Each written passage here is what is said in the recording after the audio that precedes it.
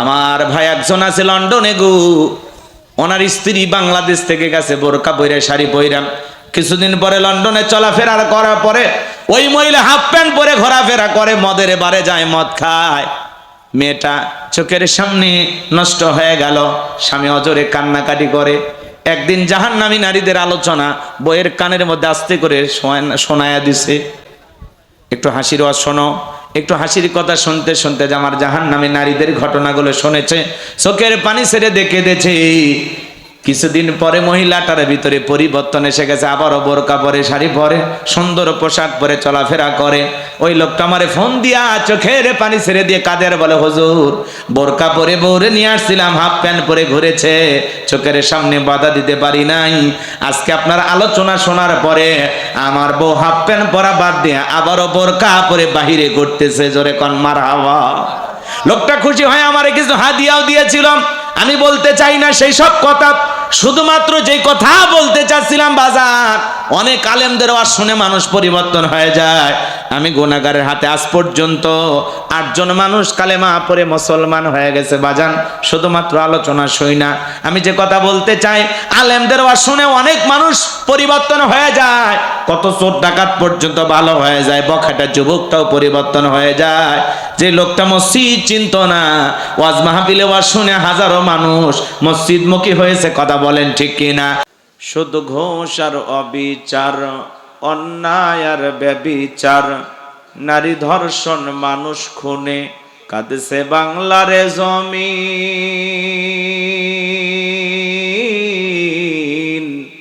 বিদায় হতে চলেছেন নবীজির রক্তে মাখা দিন। সিডি আর টেলিভিশন, ইন্টারনেট আর মোবাইল ফোন কেড়ে নিল মানুষের মন। খোদার কালাম লাঞ্ছিত হয়ে কাঁদছে রাতে দিন। বিদায় হতে চলেছেন নবীজির রক্তে মাখা দিন। তবে মানুষ তোমরা মনে রেখো, তবে মানুষ তোমরা মনে রেখো, একদিন তোর সোনার শরীর থাকবে না রে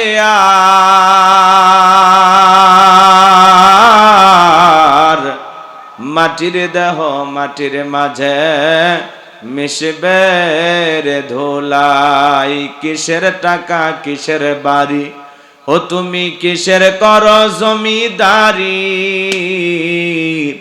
সঙ্গে তোমার কেউ যাবে না, পুরুষ কিংবা নারী। বটবৃক্ষে কুলসমহল কে দিল রে, লতার গাছে কদু। মৌমাছিরা কার আদেশে মৌসাকে দেয় মধু। শিমুল গাছে কে দিল রে নরম নরম তুলা। চৈত্র মাসে কার আদেশে জমিন মাঝে ধুলা। কে বা হলো দিবারাত্রি দক্ষিণা হিমেল বায়ু। কোথা থেকে পেলি রে তুই তোর জীবনের আয়ু। কে বা দিল তোর মুখে হাসি, অথই মধুর কথা। কেমনে রে তুই বুঝতে পারিস আপন জনের ব্যথা। মাঠের তরে কে বিছালো সবুজ শ্যামল ছবি। সকাল বেলায় কে উঠাই রে আবিরাঙ্গা রবি। পাখির কণ্ঠে কে দিল রে মিষ্টি মধুর গান। চিন্তা করে দেখো রে মানুষ, সবই মহান আল্লাহ তাআলার দান। লা ইলাহা ইল্লাল্লাহ, জোরে লা ইলাহা ইল্লাল্লাহ, জোরে লা।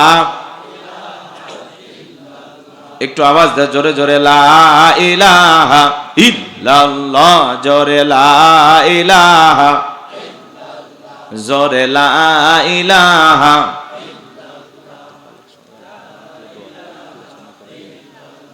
জোরে লা ইলাহা ইল্লাল্লাহ, জোরে লা ইলাহা।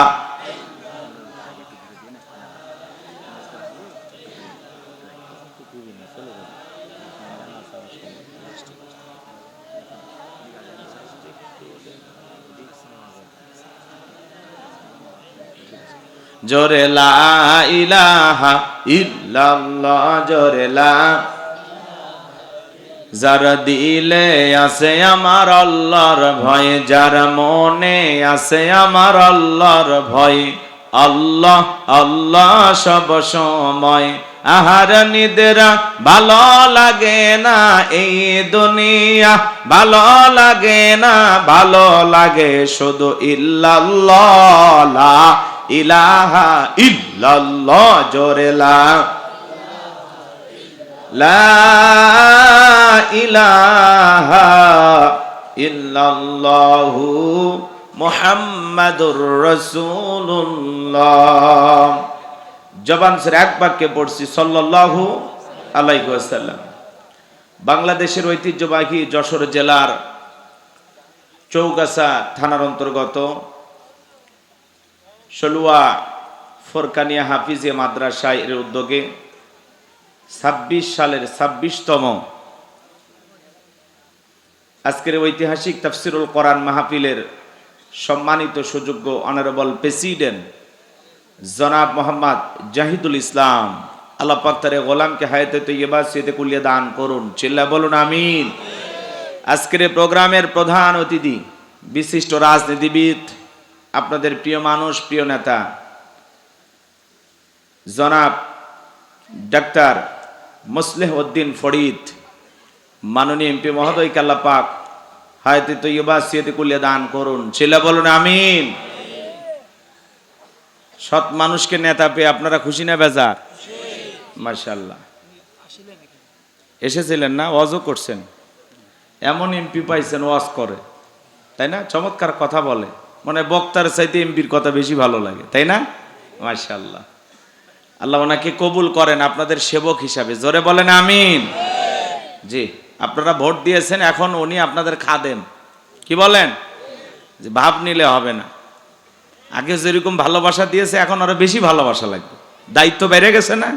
জি, আল্লাহ যেন ওনাকে পালন করা তৌফিক দান করে, জোরে বলেন আমিন। যারাই সংসদে গেছে, পার্লামেন্টে গেছে, সবারই দায়িত্ব বেড়ে গেছে, কথা বোঝেন নাই? জনগণের ওপরে চাপ কমানোর জন্য এই যে কিছুক্ষণ আগেই নিউজ পাওয়া গেল তেলের দাম বাইরে দিছে, কথা কয় না? পাম্পে পাম্পে মোটর সাইকেলের লাইন কি করবে? হ্যাঁ, অকটেনে 20 টাকা, হ্যাঁ পেট্রোলে 18-19 টাকা, এইভাবে মোটামুটি তেলের দাম বেড়ে গেছে।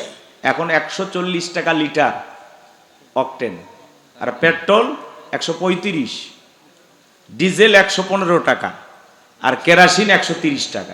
এই মাত্র নিউজ, ব্রেকিং নিউজ, তেলের দাম বেড়ে দিয়েছে, সব জ্বালানির তেলের দাম বেড়ে গেছে। আগামীকাল থেকে আর পাম্পে লাইন এমনি কমে যাবে, কথা কয় না কেন? দাম বাড়ছে না। এই সুযোগে কিছু ভাইয়েরা নিয়ে এসে একটু ব্যবসা করতো, এখানে সেখানে ঢেলে ঢেলে বিক্রি করতো, আর ঢালার দিন শেষ, কি বলেন? আমরা আগে থেকে বলছিলাম যে সংকট তৈরি হওয়ার আগে দাম বাড়িয়ে দেন, রাষ্ট্রীয়ভাবে সঠিক একটা সিদ্ধান্ত না আসলে এভাবে কয়দিন চলে একটা দেশ বলেন? গতকালকে মাননীয় প্রধানমন্ত্রী তারেক রহমানকে প্রশ্ন করা হয়েছে যে তেলের এই সংকট আপনি কি বলেন? একটু সময় দেন, আমরা চেষ্টা করতেছি। এই গতকালকে প্রশ্ন করছেন প্রধানমন্ত্রীকে। আমরা তো সবাই দেখতেছি বহির্বিশ্বের যে অবস্থা, এই জন্য তেলের দাম বাড়াইছে। আমার মনে হয় আরো একটু বাড়াই দিলে তাও ভালো ছিল, অন্তত পাম্পের লাইনটা কমে যায়, কি বলেন? এক রাতে আগে যিনি প্রধানমন্ত্রী ছিল এক রাতে 40-50 টাকা বাড়িয়ে দিচ্ছে, আর ইনি তো 20 টাকা সর্বোচ্চ বাড়াইছে। এজন্য দোয়া করেন, কথা কয় না কেন? কি করবেন, উপায় নাই তো। এই 1.5 মাস রাষ্ট্র চালাইতে গিয়ে 41,000 কোটি টাকা ঋণ করছে। আপনি তেলের দাম না বাড়ায় উপায় আছে? খালি ঋণই করবেন সারা জীবন? আগামী 5 বছর এই ঋণ কোথায় যাবে আল্লাহ ছাড়া কেউ জানে না। অতএব 10 টাকা আমাদের কাছে বেশি নিয়েও যদি দেশের সংকট মোকাবেলা করা যায়, একটু ঋণের বোঝাটা হালকা হয়, তাও ভালো, কি কথা বলেন না কেন? জি জি, তাছাড়া উপায় নাই। দেশ কেমনে চালাবে? কিচ্ছু নাই দেশে, সব শেষ হয়ে গেছে। কথা কি বুঝতে পারতেছেন? তারপরে ওনার প্রশংসা অনেকে করে, কারণ আছে, রাস্তাঘাট অনেক কিছু করছে। এই যে আজকে একজন আমারে ফোন দিয়ে সেই গালি দিতেছে, হ্যাঁ, একজন গালি দিয়ে বলতেছে হুজুর ওনার বিরুদ্ধে কেন কথা বলছেন, রাগ করতেছেন? তাই আমি বললাম ভাই বিরুদ্ধে বলি নাই, উনি চলে গেলেন কেন এই জন্য বলছিলাম। বলছে উনি দেশের জন্য কিছুই করেনি, আপনি এভাবে বলতেছেন। আমি বলতেছি না, অনেক কিছু করছে, কিন্তু আমাদেরকে ফেলায় কেন চলে গেল। তো সাবেক প্রধানমন্ত্রী শেখ হাসিনার এক ভক্ত ফোন দিয়ে, যে ড্রাইভার আছে, মিডিয়া আছে, যা তা গাল না, বাপ মাও তুলে 14 গোষ্ঠী উদ্ধার করলো। কয় কেন ম্যাডাম রে গালি দিছে। আমি কি আসলে গালি দিছি? গালি দেই নাই, আমি শুধু বলছি কেন আমাদের ফেলায় চলে গেলেন। তো যিনি চলে গেছেন, প্রত্যেকটা নিউজে এখন দেখেন না, তাকে ফ্যাসিস্ট বলা হয়, জুলুম বা সরকার বলা হয়। আগে তো সব মিডিয়া ওনারই দালালি করছে, কথা কর না কে। তো হাওয়া বদল হয়ে গেছে, ওই জন্য আমরাও দুই একটা কথা বলছি। কথা বোঝেন নাই মনে হয়, বলাটা স্বাভাবিক। এভাবে না ফেলায় উনি যদি পদত্যাগ করে জেলেও যাইতো, অন্তত এখনো ওনার নেতা কর্মীরা ব্যানার নিয়ে মিছিল করতো, শেখ হাসিনার মুক্তি চায়, জেলের তালা ভাঙবো, নেত্রীকে বের করে আনবো। মিছিলও হলো না, চলে যায় কি এক বেকায়দা, মিছিলও করা যায় না। রাগ করছেন আপনারা? তো যাই হোক, উনি এক রাতে বাড়ায় দিছিল 40-45 টাকা, আর বর্তমান যিনি সরকার হয়েছেন ওনারা আজকে রাতে বাড়ায় দিছে সর্বোচ্চ 20 টাকা। কি কথা বুঝতে পারছেন? নিউজ পাইছেন না? ঠিক আছে। পেট্রোলের দাম বেড়ে গেছে, অকটেন ডিজেলের দাম, কেরোসিনের দাম বেড়ে গেছে। আগামীকাল থেকে আশা করা যায় পাম্পের লাইন কিছুটা হলেও কমবে। বিশেষ করে যারা বাড়িতে রিজার্ভ করছে, কয় মেলা খাটাখাটনি করছি, আর পাম্পে যাওয়ার দরকার নাই, বাড়িতে যেটা আছে এইটা আগে পুরাই। এমনও চাষা আছে ট্যাঙ্কি ফুল, মোটরসাইকেলের ট্যাঙ্কি ফুল, তারপরে তেল নিতে গেছে। রাগ করে যে পাম্পে যে ছেলেটা তেল দেয়, কি বলেন আপনারা, নজল ম্যান, আচ্ছা, ও তেল দিতে গিয়ে দেখে ট্যাঙ্কি ফুল। এইবার কয় চাপ দিতেই থাক, ভোরে সব পড়ে গেছে। কয় দাম দিয়ে যা, চাচা ভাইগে যাবার চাচ্ছে, কলার ধরছে, টাকা দিয়ে যা। কথা বোঝেন নাই? তো এরকম কিছু লোক আছে, থাকার পরেও হাহাকার করে। তো আল্লাহ যেন আমাদের সবাইকে হেদায়েত দান করেন, সুন্দর একটি বাংলাদেশ আমাদেরকে দান করেন। পরিবেশ পরিস্থিতি যাই আসুক, সবাই মিলে মিশে যেন একটা সুন্দর বাংলাদেশ গঠনের জন্য আমরা সবাই যেন ঐক্যবদ্ধ থাকতে পারি, আল্লাহ তৌফিক দান করুন। চিল্লা বলুন আমিন। আমার পূর্বে আলোচনা রেখে ধন্য করেছেন হযরত মাওলানা মুফতি আব্দুল্লাহ সাহেব, আল্লাহ পাক তারে গোলামের কণ্ঠ দ্বীনের জন্য কবুল করুন। চিল্লা বলুন আমিন। আরো কথা বলেছেন, আমার পাশে বসে আছেন আমার প্রিয় ভাই, আমাদের অত্যন্ত মহাব্বতের মাওলানা কবির বিন সামাদ, ইসলামী সঙ্গীত শিল্পী। আপনারা জানেন ওনার আলোচনা আমাকে নতুন করে করার দরকার নাই, সারা দেশ ওনার জন্য এখন পাগল। সেই টেকনাফ থেকে তেতুলিয়া, রূপসা থেকে পাতুরিয়া, কই কক্সবাজার, কই চট্টগ্রাম, কই দেশের বাইরে, আল্লাহর এই গোলামকে আল্লাহ কবুল করেছেন। কথা বলেন ঠিক কিনা? এই যে আপনাদের এলাকার সন্তান, তাই না? এ পাশেই, কচ্ছে পাশের ইউনিয়নে বাড়ি হুজুর, তারপরেও বক্তা আসছে, তারপরে কয় না আর একটা গান গাওয়া লাগবে। তার মানে কি মহাব্বত, কি ভালোবাসা। আর প্রবাসীদেরকে নিয়ে যে গানটা গাইলো, মায়ের যে কথাগুলো বললো, আমার চোখে পানি ছলছল করতেছিল। আমি প্রবাসী না, তারপরে মায়ের প্রতি সকল সন্তানের আবেগ আছে না নাই? তো আল্লাহ যেন ভাইয়ের কণ্ঠকে কিয়ামত পর্যন্ত কবুল করেন। চিল্লা বলেন আমিন। আল্লাহ পাক প্রিয় ভাইকে সুস্থতার সহিত নেক হায়াত দান করুন। চিল্লা বলুন আমিন। মঞ্চ উপস্থিত সম্মানিত উলামা ইকরাম, সামনে বসা পিতৃ সমতুল্য মুরব্বী বাবাজিরা, কলিজার টুকরা প্রাণপ্রিয় যুবক ভাইরা, ছোট্ট ছোট্ট সোনামানিকেরা, সবাইকে নিয়ে মহান রবের দরবারে সিজদাবনত চিত্তে কালিমাতুশ শুকুর আদায় করে পড়ছি আলহামদুলিল্লাহ। বিশ্ব নবীর প্রতি দরুদ ও সালাম, যে নবী আইয়ামে জাহিলিয়াতের যুগে আগমন করে অসভ্য মানুষদেরকে সভ্য বানিয়েছেন, অভদ্র মানুষদেরকে ভদ্র বানিয়েছেন, কোরআন নামের সংবিধান দিয়া, কোরআনের রাজ কায়েম করে সোনালী যুগ উপহার দিয়া মদিনার পাক ভূমিতে শায়িত আছেন, সে রাসূলের প্রতি কলিজা ভরা মহাব্বত নিয়ে পড়ছি দরুদ ও সালাম। সকলেই পড়ুন সাল্লাল্লাহু আলাইহি ওয়াসাল্লাম। সম্মানিত ভাইয়ের আমার, ভূমিকায় লম্বা কথা নয়, সরাসরি মূল আলোচনায় প্রবেশ করতে চাই, কারণ গভীর রাত। কত বাজে? 11:25 না? তার মানে কি তারিখ বদল হতে সময় লাগে আর 35 মিনিট, তাই না? তো তারপরে যেহেতু মহাব্বতের ভাই, বিশেষ করে প্রবাসী যে ভাই, চেনেন তো জাহিদুল ভাই, চেনেন না? উনি অনেক কষ্ট করে আমার মোবাইল নাম্বার নিয়ে আমার বারবার ফোন দিয়ে দাওয়াত দিয়েছেন। তো ভাই যেহেতু আছেন, আর আপনারা যেহেতু ধৈর্য ধরে বসে আছেন, আমি সর্বোচ্চ রাত্রি 1টা পর্যন্ত আলোচনা করার নিয়ত করছি। এই 1 ঘন্টা 35 মিনিট সময় আল্লাহর গোলামকে কি দেওয়া যাবে? রাজি আছেন তো ইনশাল্লাহ? তো কারা কারা রাজি নাই তারা হাত তোলেন। আলহামদুলিল্লাহ, সবাই রাজি। যারা যারা রাজি আছেন, এ ভাই হাসতে বাধা দেই না, রাগ করতেছেন আমার কথা? হ্যাঁ, যদি হন খুশি মুখে নিয়ে হাসি আওয়াজ দে বেশি, আল্লাহ নামের এমন একটি স্লোগান দেবেন, এলাকায় যদি কোনো ইসলাম বিরোধী উই পোকা, সার পোকা, তেলা পোকা থাকে, ওদের কলিজায় যেন কম্পন সৃষ্টি হয় এমন আওয়াজ তুলতে রাজি আছেন যারা? বীর মুসলমানের মতো দুটি হাত টান টান করে তুলে দেখান তো তারা। লিল্লাহে তাকবীর, আরো জোরে লিল্লাহে তাকবীর। আল কোরআনের আলো, আল হাদিসের আলো, দুনিয়ার মুসলিম, সারা বিশ্বের মুসলিম, আমার নেতা তোমার নেতা, আমার নেতা তোমার নেতা। লিল্লাহে তাকবীর। আল কোরআনের আলো, আল হাদিসের আলো, দুর্নীতির আলো। হাত নাড়া, হাত নামান, হাত নামান। অনেকে ঝোঁকে তালে বলে ফেলেছেন দুর্নীতির আলো ঘরে ঘরে চালো। বাংলাদেশে দুর্নীতি দমন কমিশন আছে না নাই? এরপরে দুর্নীতি কমেছে নাকি ডিজিটাল কাজে বেড়েই চলেছে। দিন যত গড়াচ্ছিল দুর্নীতির পাল্লা তত ভারী হচ্ছিল। কথা বলেন ঠিক কিনা? আমরা চাই আমাদের প্রিয় মাতৃ বাংলাদেশ দুর্নীতি মুক্ত আল্লাহ কবুল করুন, চিল্লা বলুন আমিন। আমরা চাই আমাদের বাংলাদেশ মাদক মুক্ত আল্লাহ কবুল করুন, চিল্লা বলুন আমিন। আমরা চাই আমাদের বাংলাদেশ যৌতুক মুক্ত আল্লাহ কবুল করুন, চিল্লা বলুন আমিন। সম্মানিত ভাইয়েরা আমার, একটু ফ্যানের বাতাস আসতে দেন। ভূমিকায় আর লম্বা করার কোনো সুযোগ নাই, ডাইরেক্ট আলোচনা। হাত তুলে ওয়াদা দিয়েছেন রাত 1টা পর্যন্ত থাকবেন তো ইনশাল্লাহ? জি, নিজেদের ওয়াদাটা ঠিক রাখবেন আশা করি। চলুন, আর কোনো কথা নাই। যুবক যারা আসছেন, জি ভাই, যুবক যারা আসছেন নিরাশ হবা না। যুবক যারা আসছেন, তোমরাও যুবক আমিও যুবক, তোমাদের মনের দুঃখটাকে আমি বুঝি। তোমাদের জন্য স্পেশাল কিছু আলোচনা মাথার মেমোরিতে সেভ করা আছে, সময় মতো ডাউনলোড দিয়ে শোনায় দেবো ইনশাআল্লাহ।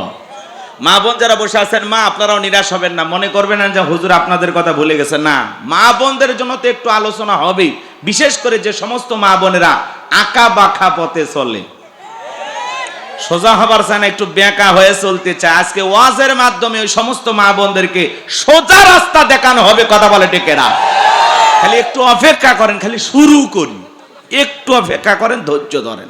জি, কয়েক মিনিট, 1 ঘন্টা পরে বুঝতে পারবেন যে আলোচনা কেমন লাগতেছে। এখন বুঝবেন না। এখানে কেউ বসে না হলে একটু সাইডে রাখেন। কেউ বসলে ইমাম সাহেব বসেন, বসেন বসেন, হুজুর বসেন। আমার দিকে তাকান। আল্লাহর কোরআনের কথা শোনার জন্যই তো লিখেছেন তাফসিরুল কোরআন মাহফিল। আলোচনা তাফসির ভিত্তিক হওয়া দরকার আছে না নাই? আল্লাহর কোরআনের কথা শোনার জন্য আনছেন তো ইনশাআল্লাহ? কারা কারা আল্লাহর কোরআনের কথা শুনবেন একটু হাত তোলেন তো আরেকবার দেখে। লিল্লাহে তাকবীর। আল্লাহ হাতগুলো জান্নাতি মানুষের হাত হিসেবে কবুল করুন, চিল্লা বলুন আমিন। লিখেছেন তাফসিরুল কোরআন মাহফিল, আলোচনা হবে তাফসির ভিত্তিক। কথা বলবো পবিত্র কোরআনুল কারীমের 23 নম্বর সূরা, সূরা নাম্বার 23। বাতিলেরা হবে সাইজ ইনশাআল্লাহ বলেন। মোট আয়াত আছে 118, রুকু আছে 6টি। বিশ্বনবীর মক্কার জিন্দেগিতে আল্লাহ রাব্বুল আলামিন এই সূরাটি নাজিল করেছেন। সূরাটির নাম সূরা আল মুমিনুন। বলুন কি নাম? আল্লাহ পাক তার বিশ্বাসী বান্দাদের জন্য সূরা আল মুমিনুন নাজিল করেছেন। যারা অবিশ্বাসী কাফের এদের জন্য আল্লাহ রাব্বুল আলামিন একটি সূরা নাজিল করেছেন, সূরার নাম কাফিরুন। জোরে বলেন কি নাম? কুল ইয়া আইয়ুহাল কাফিরুন।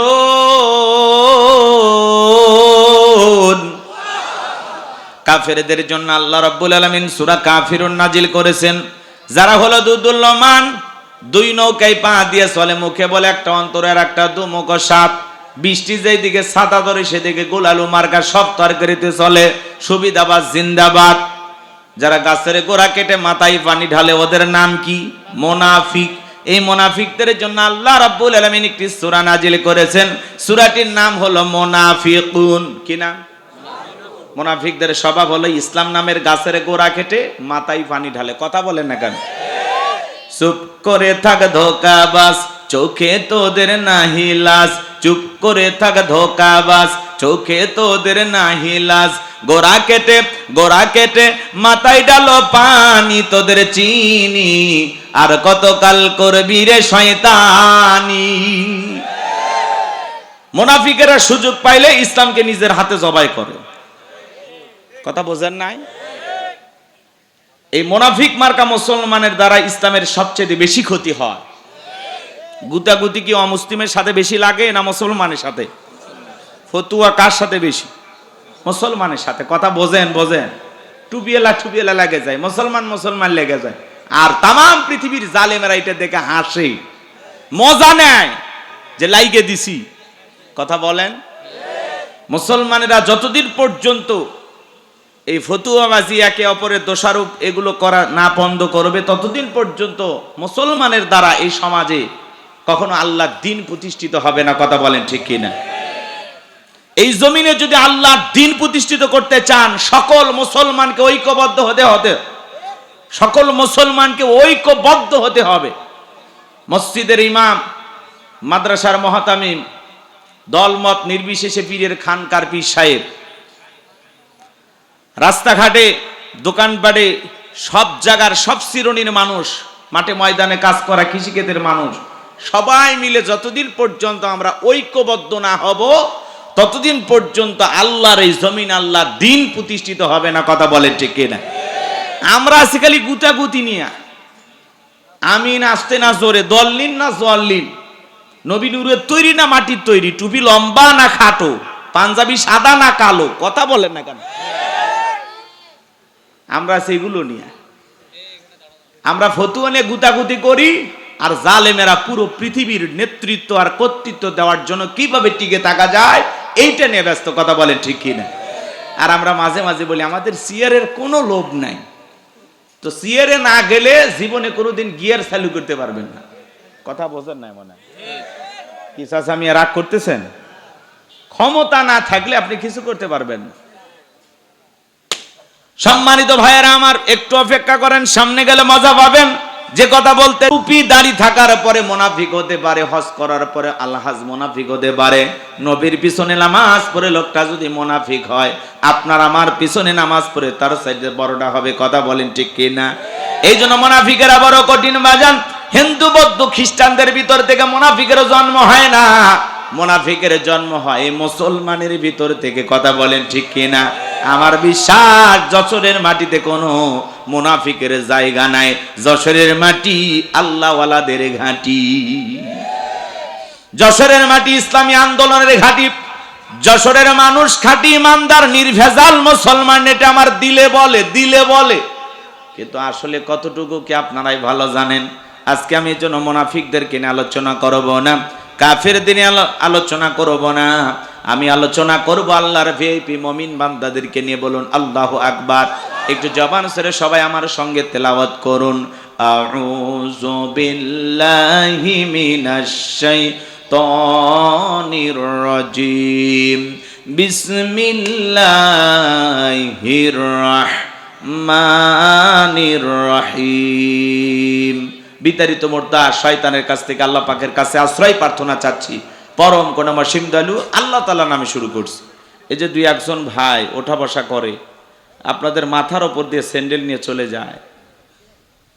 দেহের ভিতরে সবচেয়ে দামি জায়গাটা হলো এই মাথা, সম্মানের জায়গা না? আর এই পায়ের তলের জুতা আপনার মাথার ওপর দিয়ে নিয়ে যাচ্ছে, এটা এটা বেয়াদবি। জুতা রেখে চলে যাবেন। গতকাল মানে আজকে মাহফিল শেষ হয়ে গেলে কাল সকালে এসে নিয়ে যাবেন। কথা বোঝেন নাই? ওঠা বসা করবেন না ভাই, আমি তো শুরুই করি নাই। আপনি কি শুনলেন আর কি বুঝলেন? দৌড়ে বাড়িতে গেলেন, ঘন্টাখানেক শোনেন।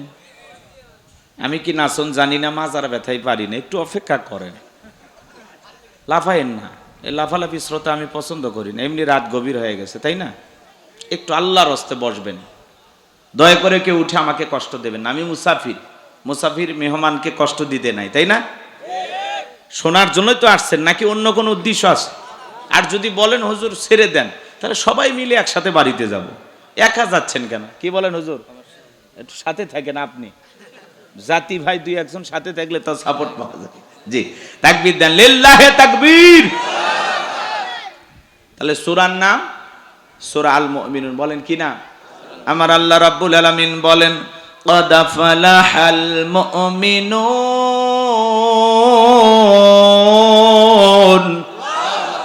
যে কোনো আয়াত বা সূরার তাফসীর করতে হলে কোন প্রেক্ষাপটে কোন সময় আল্লাহ তাআলা সেই সূরাটি বা আয়াতটি নাজিল করেছেন, সে নাজিলের প্রেক্ষাপট জানার দরকার আছে না নাই? আরবিতে বলা হয় শানে নজুল। যদি শানে নজুল আলোচনা করা হয় তাহলে তাফসীর বুঝতে সহজ হয়। তাহলে এই সূরাটি কোন প্রেক্ষাপটে কোন সময় নবীজির উপরে আল্লাহ তাআলা নাজিল করেছেন আমাদের একটু জানার দরকার আছে না নাই? আমি কি একটু বলবো, সংক্ষিপ্ত করে একটু বলি, লম্বা করতে গেলে লম্বা হয়ে যাবে। সম্মানিত ভাইয়েরা আমার, নবীর প্রিয় সাহাবী হযরত ওমর ফারুক রাদিয়াল্লাহু তাআলা আনহু ডেকে বলেন, আমি মৌমাছির গুনগুন আওয়াজ শুনলাম। ডানে তাকাই মৌমাছি নাই, বামে তাকাই মৌমাছি নাই। নবীজির চেহারা মোবারকের দিকে তাকায় দেখি নবীজি ফিসফিস করে কি যেন তেলাওয়াত করতেছেন। হযরত ওমর ফারুক ডেকে বলেন, আমার বোঝার বাকি রইল না, আসমান থেকে নবীজির উপরে কোরআনুল কারীম নাজিল হচ্ছে, আর বিশ্ব নবী কোরআনুল কারীম রিসিভ করতে ব্যস্ত। বলুন সুবহানাল্লাহ। মৌমাছির গুনগুন আওয়াজ হইলে কোরআনুল কারীম নাজিল হয়। দপ্তরি ছুটির ঘন্টায় বাড়ি মারে টন টন আওয়াজ হইলে কোরআনুল কারীম নাজিল হয়। নবীজি যখন ঘোড়ার উপরে থাকতেন, ওই সময় যদি কোরআনুল কারীম নাজিল হইতো, ওহির ভারে ঘোড়ার পা গুলো বালুর ভিতরে ডেবে যেত। বলুন আল্লাহু আকবার। নবী যখন উটের উপরে থাকতেন, ওই সময় যদি কোরআনুল কারীম নাজিল হইতো, ওহির ভরে উটের মাথা জমিনের সঙ্গে লেগে যেত। এক সাহাবী রানের উপরে মাথা রেখে নবীজি আরাম ফরমাচ্ছেন, ওই সময় কোরআনুল কারীম নাজিল হলো। সাহাবী ডেকে বলেন, আমার কাছে মনে হয় আমার রানটা ফেটে যাবে, আমার কাছে মনে হয় আমার রানের উপরে পাহাড় চেপে ধরা হয়েছে। তাহলে কোরআনুল কারীমের একটা আলাদা ওয়েট, আলাদা একটা ওজন আছে না নাই?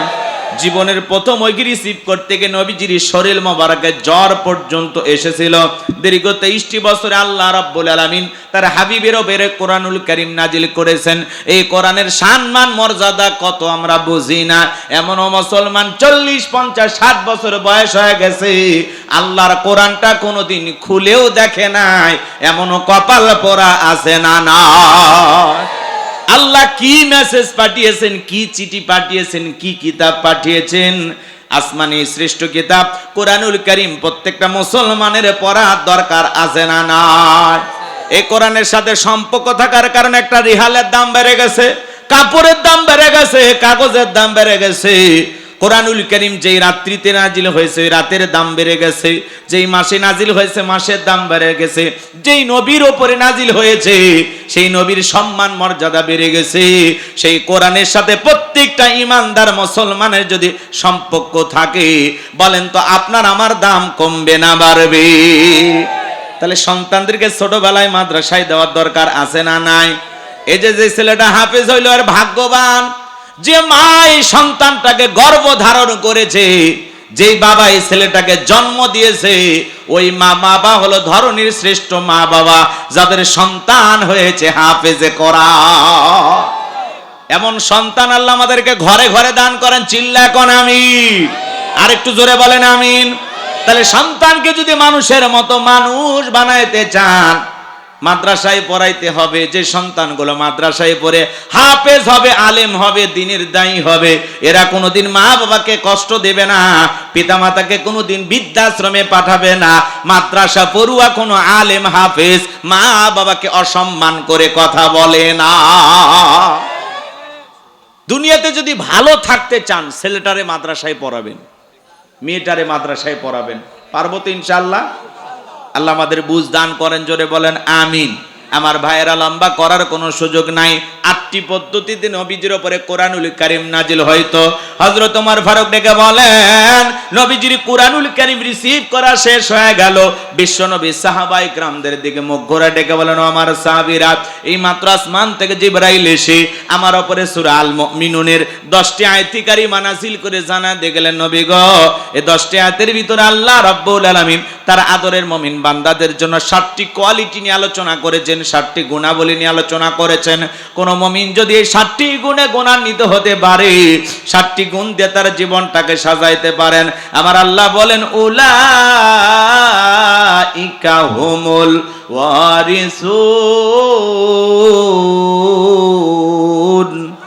আল্লাযীনা ইয়ারিসুনাল ফিরদাউস হুম ফিহা খালিদুন। আমার আল্লাহ রাব্বুল আলামিন বলেন, তারাই হবেন উত্তরাধিকারী জান্নাতুল ফিরদাউসের, সেখানে তারা চিরকাল বসবাস করবেন। আমার আল্লাহ কোনোদিন তাদেরকে জান্নাত থেকে বের করে দেবেন না। বলুন সুবহানাল্লাহ। বাবা মারা গেলে ওয়ারিশ সূত্রে সন্তান যেরকম বাবার সম্পত্তির ভাগ পায়, কোন মুমিন যদি 7টি কোয়ালিটি অর্জন করে 7টা গুণাবলী দিয়ে জীবনটাকে সাজাইয়া কবরে যাইতে পারে, তার নামে জান্নাতুল ফেরদাউসে জায়গা বরাদ্দ থাকবে। কারা কারা জান্নাতে যেতে চান? 2 হাত তুলে মালিককে দেখাও। 2 হাত তুলে আল্লাহকে দেখান। আপনারা সবাই জান্নাতে যেতে চান? আল্লাহ আমাদের সবাইকে জান্নাতুল ফেরদাউসের ওয়ারিশ হিসেবে কবুল করুন। চিল্লা বলুন আমিন। আরেকটু জোরে বলুন আমিন। আরো একবার বলুন আমিন। এবার 7টা আঙ্গুল দেখান। জান্নাতে যেতে হলে কয়টা গুণাবলী? 7টি। জোরে বলেন কয়টি? 7টি। আরো জোরে। জোর হলো না, উঠেই যাবে। একটু বারবার বলায় নিলাম যাতে মন খারাপ না হয়। কষ্ট হচ্ছে আপনাদের? সম্মানিত ভাইয়েরা আমার, এই 7টি কোয়ালিটি কি, 7টি গুণাবলী কি একটু জানার দরকার আছে না? না? আরে ভাই, কারো যদি ঢাকা গুলশানে বাড়ি থাকে, লোকটার মোশানি আলাদা, ভাবি আলাদা। হুজুর ঢাকা গুলশানে থাকি, চিনতেছেন না? কথা কয় না কে? কেউ যদি ঢাকা উত্তরে থাকে, ভাব থাকে না হুজুর ঢাকা উত্তরেই থাকে। কথা বলেন। ঢাকা উত্তরা গুলশানে জায়গার দাম কত জানেন? কোটি কোটি টাকা।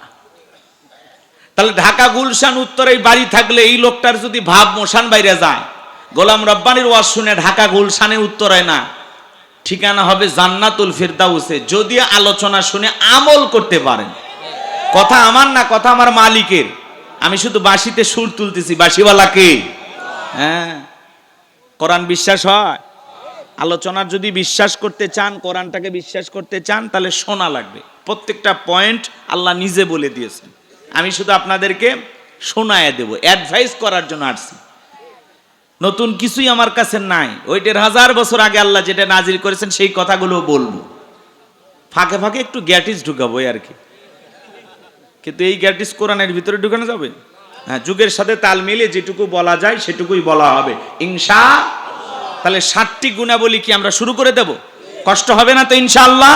যে একটু ধৈর্য নিয়ে বসেন। সম্মানিত ভাইয়েরা আমার, নবী তখন সাহাবা ইকরামদের সামনে তেলাওয়াত করলেন। আমার আল্লাহ বলেন, قد أفلح المؤمنون।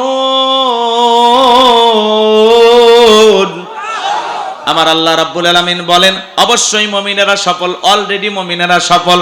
সফল হয়েছে তারা, ঈমান এনেছে যারা। আল্লাহু আকবার।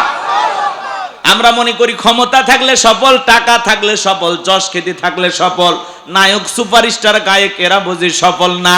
আল্লাহর কাছে এগুলো সফলতার মাপকাঠি না। আল্লাহর কাছে সফল হতে পারবে তারা, ঈমান আনবে যারা। কদ আফলাহাল মুমিনুন, অবশ্যই মুমিনেরা সফল। কে বলতেছেন? আল্লাহ বলতেছেন অলরেডি মুমিনেরা সফল, অবশ্যই মুমিনেরা সফল। সফল হয়েছে তারা, ঈমান এনেছে যারা। আল্লাহু আকবার। আমরা মনে করি কি ক্ষমতা থাকলে সফল। বর্তমান পৃথিবীর সবচেয়ে ক্ষমতাধর ব্যক্তির নাম হলো ডোনাল্ড ট্রাম্প, আমেরিকার প্রেসিডেন্ট। লোকটা আধা পাগল। কথা কয় না কেন? লোকটা কি আধা পাগল, এর মাথা ঠিক নাই। এর কাজই হলো পুরো পৃথিবীতে খালি যুদ্ধ লাগায় দেওয়া।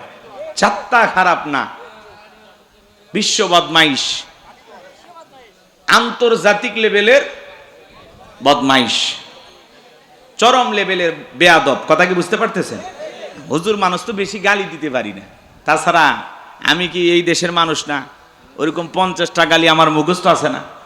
দেই না, বিবেকে বাধা দেয়। কথা কি বুঝতে পারতেছেন? সবটুকু ঘৃণা নিয়ে বলতেছি, এরা হলো পুরো পৃথিবীর সকল মুসলমানের দুশমন। কথা কি বুঝতে পারতেছেন? বর্তমানে যদি পৃথিবীতে 4-5টা দুশমনের হিসাব করেন, এর মধ্যে একজন। কথা কয় না কেন?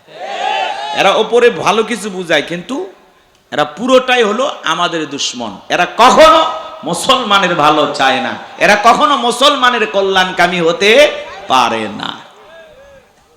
ওই যে একটা ম্যাক্রো নাকি আছে, কথা কয় না কেন? হ্যাঁ, ও আজকে একটা ইতালির প্রেসিডেন্ট, মহিলা প্রেসিডেন্ট গেছে, যাত্রা জোরে জোরে ধরে চুমা খাইলো না, কিস করছে, ওটা ক্যামেরা পর্যন্ত আওয়াজ আসছে। এই ম্যাক্রো যে দেশে সবচাইতে নবী বিদ্বেষী কাজ হয়। কথা বলে না কেন? যারা মাঝে মাঝে সুযোগ পাইলে নবীর কার্টুন তৈরি করে দেয়ালে টাঙায়, এই হলো ফ্রান্সের জালেমেরা। কথা কি বুঝতে পারছেন? সেই দেশের প্রেসিডেন্ট ম্যাক্রো।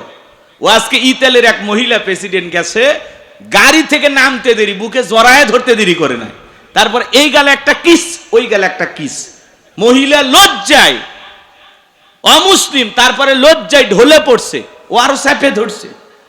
এই ঢলা ঢলি বলেন এগুলো কি মেনে নেওয়া যায়? এগুলো কি সভ্য ভদ্র মানুষের কাজ? হোক না অন্য ধর্মের। এক দেশের প্রেসিডেন্ট আর এক দেশের প্রেসিডেন্ট পুরুষ হইলে না হয় হাত ধরে ঝাঁকাঝাঁকি করে, মহিলা হলেও না হয় হাত ধরলো। জায়েজ না জায়েজ বলে কি লাভ? এরা তো বেঈমান। এরা কি হালাল হারামের ফতুয়া দিয়ে লাভ নাই। এরা তো অমুসলিম, এদের তো ঈমানই নাই। কিসের হালাল কিসের হারাম? এরা পাক্কা বদমাইশ। আমি চিন্তা করলাম আজ থেকে 2-3 বছর আগে প্লেনের ভিতরে এই ম্যাক্রোর বউ যে কায়দা চোয়ার মারছে, আজকে যদি খালি দেখে ইতালির প্রেসিডেন্টকে যেভাবে চুমা খাইছে, ওর বউ যে ওর কয়টা বাজাবে আল্লাহ ছাড়া কেউ জানে না। রাগ করতেছেন আপনারা? তাহলে এরা হলো কি? বিধর্মী। এদের ভিতরে কোনো সভ্যতা, ভদ্রতা, আদব, আখলাক কিচ্ছু নাই। একটা কুকুরও যা, এরাও তাই। কথা কি বুঝতে পারছেন? জি, কষ্ট হচ্ছে আপনাদের? তাহলে বর্তমান পৃথিবীর সবচাইতে বড় নেতা আমেরিকার প্রেসিডেন্ট ডোনাল্ড ট্রাম্প। আর আপনাদের এই সলুয়া বাজারই বলি, ঠিক আছে তো নাকি? বাজারের নাম সলুয়া বাজারে আল্লাহর একজন বান্দা তরি তরকারি বিক্রি করে, সবজি বিক্রেতা। আজান দেওয়ার পরে আল্লাহর এই গোলাম যদি মসজিদে গিয়ে মাথা আনত করে আল্লাহকে সেজদা দেয়, পৃথিবীর বড় নেতা ডোনাল্ড ট্রাম্পের চাইতে সলুয়া বাজারের কাঁচা তরি তরকারি বিক্রি করা সবজি বিক্রেতা ইমানদারের দাম আল্লাহর কাছে কম না বেশি? তার মানে কি বুঝলেন? ইমান আছে যার, আল্লাহর কাছে দাম আছে তার। এই বেঈমানেরা ক্ষমতার দিক দিয়ে দুনিয়াতে সফল হতে পারে। এরা ক্ষমতার দাম্ভিকতায় অহংকারে একটা দেশ আর একটা দেশকে নষ্ট করে দিতে পারে, চুরমার করে দিতে পারে। বেঈমানদের ক্ষমতা দুনিয়ার জমিনে চলবে, মরার পরে সবগুলো বেঈমানকে পিটাইয়া জাহান্নামে পাঠাবেন তিনি কে? এ বাজানগো আমার, এইজন্য আল্লাহ রাব্বুল আলামিন বলেন কদ আফলাহাল মুমিনুন, অবশ্যই মুমিনেরা সফল। অলরেডি মুমিনেরা সফল হয়েছে তারা, ঈমান এনেছে যারা। ক্ষমতা থাকলে সফল হওয়া যায় না, টাকা থাকলে সফল হওয়া যায় না, নায়ক, সুপারস্টার, গায়ক, ক্রিকেটার, ফুটবলার হলে সফল হওয়া যায় না, ভালো ব্যবসা করলে সফল হওয়া যায় না। আল্লাহর কাছে সফল হতে পারবে তারা, ঈমান আনবে যারা। তাহলে আমি বলবো সফল হয়েছে কারা? আপনারা বলবেন ঈমান এনেছে যারা। আপনার চেহারা কালো হোক, ফর্সা হোক, লম্বা হন, খাটো হন, ধনী হন, গরিব হন না আপনি রাস্তার ভিক্ষুক, মিসকিন, তাতে কোনো সমস্যা নাই। আপনার ভিতরে ঈমান আছে, আল্লাহর কাছে আপনার দাম আছে। এই জীবনে যদি আল্লাহর কাছে দামি হতে পারি, আমাদের আর কিছু চাওয়ার আছে? তাহলে আমি বলবো সফল হয়েছে কারা? আপনারা বলবেন ঈমান এনেছে যারা। বলতে পারবেন? বলুন সফল হয়েছে কারা? আরেকটু জোরে, সফল হয়েছে কারা? আল্লাহর কাছে সফল হতে পারবে তারা, ঈমান আনবে যারা। বিদেশে যাইতে গেলে কি লাগে? পাসপোর্ট লাগে, ভিসা লাগে। আগে কি লাগে? পাসপোর্ট। পাসপোর্ট ছাড়া ভিসা লাগবে? ঈমান হলো জান্নাতে যাওয়ার পাসপোর্ট। কথা কয় না? যার ঈমান আছে তার জান্নাতের ভিসা লাগবেই, লাগবেই, লাগবেই ইনশাআল্লাহ। যার ঈমান নাই জান্নাতে যাওয়ার কোনো সুযোগ। জান্নাতে যাইতে গেলে কি লাগে ভাই? ঈমান নামের পাসপোর্ট লাগে। আমার কথা কি বুঝছেন? আল্লাহ যে আমাদের কত ভালোবাসে, আপনি একটু চক্ষু বন্ধ করে 1 মিনিট চিন্তা করলে বের হয়ে আসবে। আল্লাহ ভালোবাসা মুসলমানের ঘরে জন্ম দিয়া জান্নাতের রাস্তা একটু আগায় দিছে। সুবহানাল্লাহ কবে না? কি সুবহানাল্লাহ ধার করে বলা লাগবে? আল্লাহ ভালোবাসা পৃথিবীর শ্রেষ্ঠ ধর্ম ইসলাম ধর্মের মানুষ বানাইছে, এজন্য আমরা খুশি না বেজা? আর ইসলাম ধর্মের মানুষ বানায় জান্নাতের রাস্তা আল্লাহ আরেকটু আগায় দিছে। এরপরে পৃথিবীর শ্রেষ্ঠ কিতাব কোরআনুল কারীম দান করে জান্নাতের রাস্তা আল্লাহ আরেকটু আগায় দিছে। এরপরে আখিরি পয়গাম্বার, আখিরি নবীর আখিরি উম্মত বানাইয়া জান্নাতের রাস্তা আল্লাহ আরেকটু আগায় দিছে। এখন একটু আমল করলেই জান্নাত। আমরা এদিক খেয়াল করেন, জাতির দিক দিয়ে সেরা জাতি, ধর্মের দিক দিয়ে শ্রেষ্ঠ ধর্ম পেয়েছি, কিতাবের দিক দিয়ে সেরা কিতাব পেয়েছি, নবীর দিক দিয়ে শ্রেষ্ঠ নবী পাইছি, সব দিক দিয়ে সেরা। আজকে গোলাম রব্বানির কথাগুলো যদি আমল করতে পারেন জান্নাতটাও জুটবে সেরা ইনশাআল্লাহ। জান্নাতুল ফেরদাউস কি ছোট জান্নাত না সবচেয়ে বড় জান্নাত? সবচাইতে বেশি মর্যাদাপূর্ণ জান্নাত, সুবহানাল্লাহ কোন। সবচেয়ে ভিআইপি জান্নাত, সবই ভালো, আল্লাহ যা বানাইছে সব ভালো, এর মধ্যে কোয়ালিটির দিক দিয়ে এক নাম্বার। কয় নাম্বার? কথা কি বুঝতে পারতেছেন? তাহলে এক নাম্বার জান্নাতে যেতে গেলে এক নাম্বার আমল করার দরকার আছে না নাই? আমার দিকে তাকান। একজন অমুসলিম জোহরের নামাজের পূর্বে কালেমা পড়ে ঈমান এনেছে। এখন আপনারাই বলুন, এই অমুসলিম জোহরের নামাজ পড়ে কালেমা, এদিকে খেয়াল করেন, জোহরের নামাজের পূর্বে কালেমা পড়ে মুসলমান হয়েছে। এখন এই ব্যক্তির উপরে জোহরের সালাত আদায় করা কি? ভাই মঞ্চে কথা বলেন, জাহিদুল ভাই একটু দয়া করে কেউ কথা বলেন, আসে বললে আমার এলোমেলো হয়ে যাবে। তাহলে ওই ব্যক্তির উপরে জোহরের সালাত আদায় করা কি? তার মানে ঈমান আনার পরে মুমিন জীবনের সবচেয়ে গুরুত্বপূর্ণ ইবাদতের নাম হলো নামাজ। কিয়ামতের ময়দানে আল্লাহ তাআলা যখন বান্দার হিসাব শুরু করবেন, এক নাম্বার আল্লাহ তাআলা সালাত দিয়ে শুরু করবেন, সুবহানাল্লাহ। বান্দা যদি সালাতের হিসাব ঠিকঠাক ভাবে দিতে পারে, বাকি হিসাবে যদি একটু 19-20 হয়, কম বেশি হয়ে যায়, আল্লাহ তাআলা সালাতের দিকে তাকায় বান্দাকে মাফ করে দেবেন। আর যদি বান্দা সালাতের হিসাবে ধরা খেয়ে যায়, এক নাম্বার হিসাবে বান্দা যদি থেমে যায়, আটকে যায়, বাকি হিসাবগুলো তার জন্য আরো বেশি কড়াকড়ি হবে, কঠিন হবে। তাহলে সালাতের হিসাবে আমাদের পাশ করার দরকার আছে না নাই? তরুণ যুবকেরা খেয়াল করে শোনো, মুমিন বান্দার এক নাম্বার গুনাহবলী আল্লাহ সালাত দিয়ে শুরু করলেন। তোমরা ভুলে যেও না, তোমাদের জন্য মনে হয় ওয়াজ নাই। 4 নাম্বার গুনাহবলীতে যুবক আর যুবতীর আলোচনা আছে। কয় নাম্বার? তাহলে 1 নাম্বার থেকে 4 যাওয়া দরকার আছে না নাই? একটু অপেক্ষা করো সোনা ভাই। তাহলে 1 নাম্বার গুনাহবলী আল্লাহ রাব্বুল আলামিন বলেন, আল্লাযীনা হুম ফি সালাতিহিম খাশিউন। মুমিন বান্দার 1 নাম্বার গুনাহবলী যারা নিজেদের সালাত বিনয়ের সহিত, নম্রতার সহিত আল্লাহর ভয় নিয়ে আদায় করে। এই আয়াতের ব্যাখ্যায় তাফসীরকাররা লিখেছেন, তাফসীর ইবনে কাসির থেকে বলছি, অন্তরের ভিতরে সুচিন্তা, দুশ্চিন্তা, বিবির কথা, সংসারের কথা, ব্যবসা বাণিজ্যের কথা, দুনিয়াবি কোনো চিন্তা ভাবনা মনের মধ্যে রাখা যাবে না। আপনি আমি যখন নামাজের মধ্যে দাঁড়িয়ে যাব, অন্তরে একমাত্র ভয় থাকতে হবে কার? ইয়া আইয়ুহাল্লাযীনা আমানুত্তাকুল্লাহ, হে ঈমানদারগণ আমি আল্লাহকে ভয় করো, হাক্কা তুকাতিহি, ভয় করার মতো ভয় করো। কিভাবে নামাজ আদায় করবেন? নবীজি কিভাবে সালাত আদায় করতেন? আম্মা জান আয়েশা ডেকে বলেন, নবীজি নামাজের ভিতরে এত লম্বা সময় দাঁড়িয়ে থাকতেন, মাঝে মাঝে তাকায় দেখতাম নবীজির পা মোবারক ফুলে উঠেছে। আম্মা জান আয়েশা ডেকে বলেন, নবীজি এত লম্বা সময় রুকু করতেন, মাঝে মাঝে মনে হয় নবী আর কোনোদিন রুকু থেকে দাঁড়াবেন না। নবীজি এত লম্বা সময় সিজদা দিতেন। আম্মা জান আয়েশা ডেকে বলেন, মাঝে মাঝে মনে হইতো নবীজি আর কোনোদিন সিজদা থেকে মাথা উঠাবেন না। সবচেয়ে লম্বা সময় সিজদায় থাকতেন মুহাম্মদ সাল্লাল্লাহু আলাইহি ওয়াসাল্লাম। আম্মা জান আয়েশা ডেকে বলেন, নবীজি এক রাতের বেলায় এত লম্বা সিজদা দিয়ে এত কান্না করতেছেন, এমন কান্না নবীকে কখনো করতে দেখি নাই। নবীজি এত কান্না করেছেন, সিজদার জায়গাটা পর্যন্ত ভিজে গেছে। আম্মা জান আয়েশা নবীজি যখন সিজদা থেকে মাথা উঠাইলেন, জিজ্ঞাসা করেন, নবী এত কান্না কেন করলেন, কি হয়েছে আপনার? নবী তখন ডেকে বলে, আয়েশা আমি তো আমার জন্য কাঁদি না, আমি কাঁদি আমার গুনাহগার উম্মতের জন্য। আমি আল্লাহর কাছে কেঁদে কেঁদে বলি, আল্লাহ আমার গুনাহগার উম্মতের গুনাহগুলো মাফ করে দাও, ওই কঠিন ভয়ঙ্কর জাহান্নামের আগুন থেকে আমার উম্মতকে মুক্তি দাও। কেমন নবী পাইছি বাজান, কতটা উম্মতির প্রতি মায়া, দরদ, ভালোবাসা থাকলে। যেই নবীর জীবনে কোনো গুনাহ নাই, সেই নবী দিনের মধ্যে 70 থেকে 100 বার ইস্তেগফার পড়তেন, তওবা করতেন। সেই নবী সিজদা দিয়ে কাঁদেন আপনার আমার গুনাহ মাফের জন্য। সেই নবী সিজদা দিয়ে কান্না করেন আপনাকে আমাকে জাহান্নামের আগুন থেকে বাঁচানোর জন্য।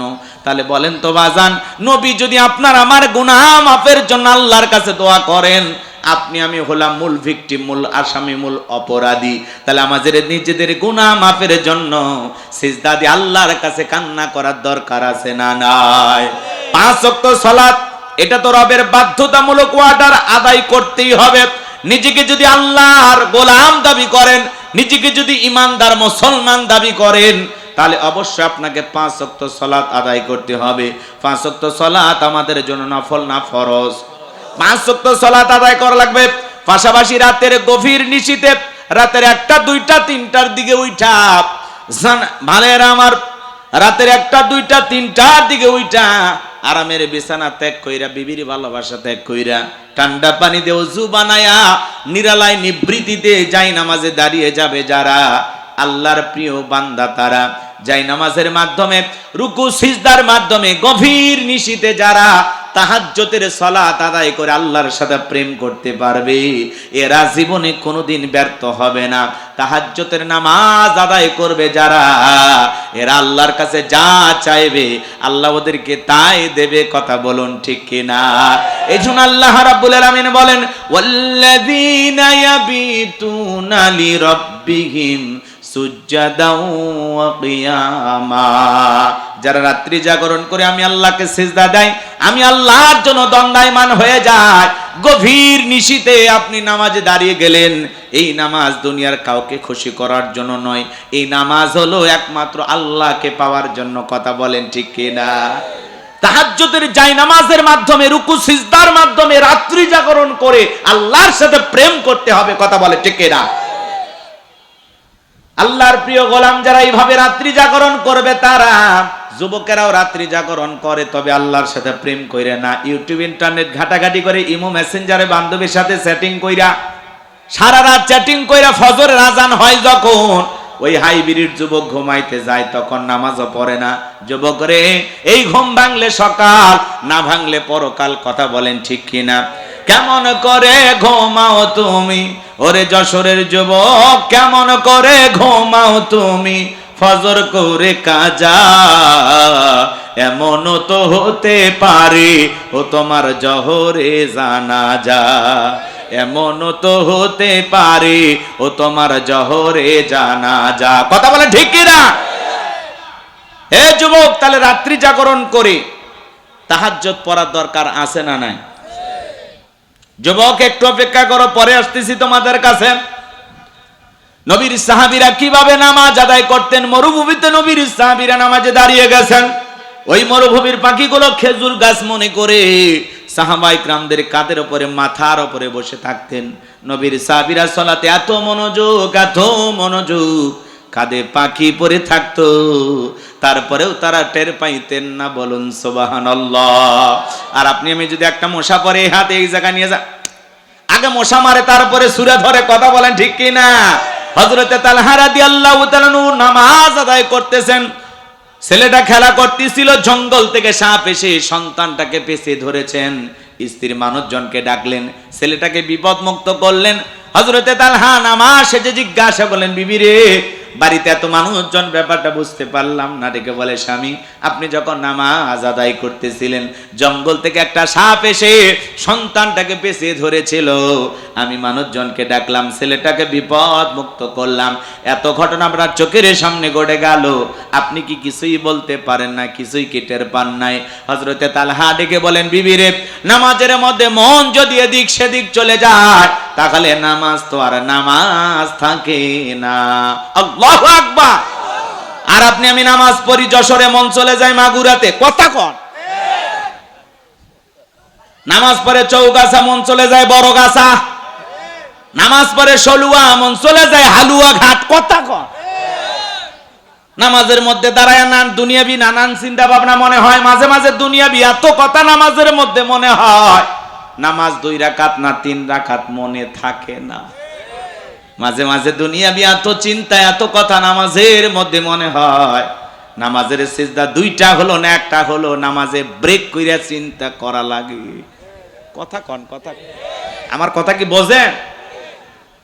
নামাজের মধ্যে যারা আমাদের মন খালি ছটপট করে, এই জন্য তো গোলাম রব্বানি কইলে দোষ।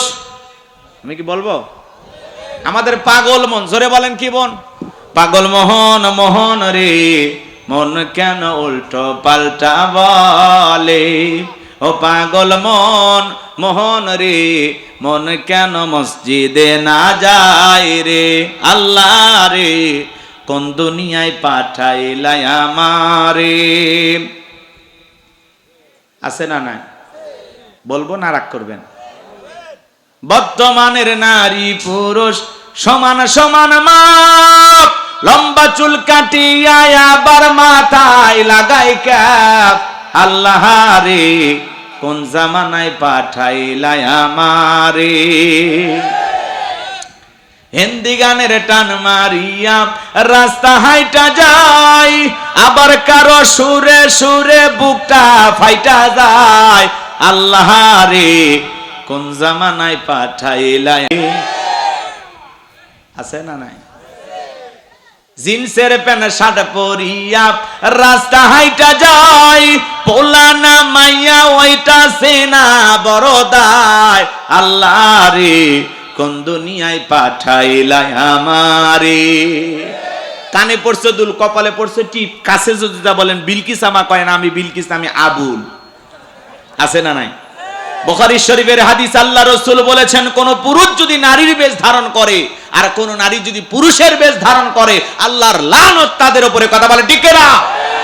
এরপরে দেখেন কিছু সাহাবাগী, দেখছেন না, দুইজন বৈশা গেছে, কয় আমরা সমকামী, কে আসিস আয় আমাদেরকে ঠেকা। দুইজন বসছে। কয়জন? কয়েকদিন আগে কয়জন মার খাইছে, এবার দুইজন হারামি বসছে, জগৎ বিখ্যাত হারামি। এরা সমকামিতাকে প্রমোট করতে চায়। এরা বলে আমাদের অধিকার দিতে হবে। পৃথিবীর অন্য অন্য রাষ্ট্রে যেরকম আছে পুরুষে পুরুষে বিয়ে করতে পারবে, নারীতে নারীতে বিবাহ করতে পারবে।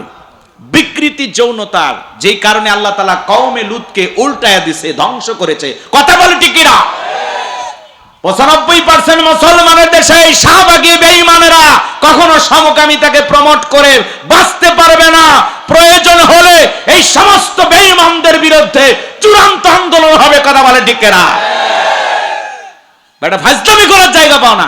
দুইজন যুবক বসে গেছে, কই কে আসিস আয় আমরা জীবন দেব সমকামিতার জন্য। না উযুবিল্লাহ। কর এদের চেহারা দেখলে বোঝা যায় ভদ্র কোন ঘরে এদের জন্মও হয়নি। কথা বলেন ঠিক কিনা? কেমনে বলে এই সমস্ত কথা? এই যুবক, হাসির জন্য বলি নাই।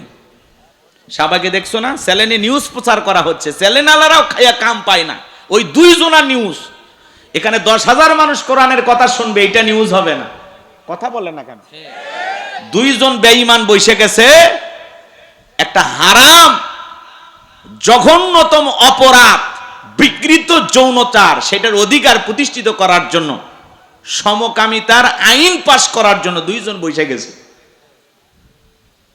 সবগুলো পিটায় পাছা লাল করে দেওয়া লাগবে। কথা বলেন ঠিক কিনা? কত বড় গদ্ধব, কত বড় মূর্খ নাদান হলে এই সমস্ত কথা বলার সাহস পায়। কথা বলেন ঠিক কিনা?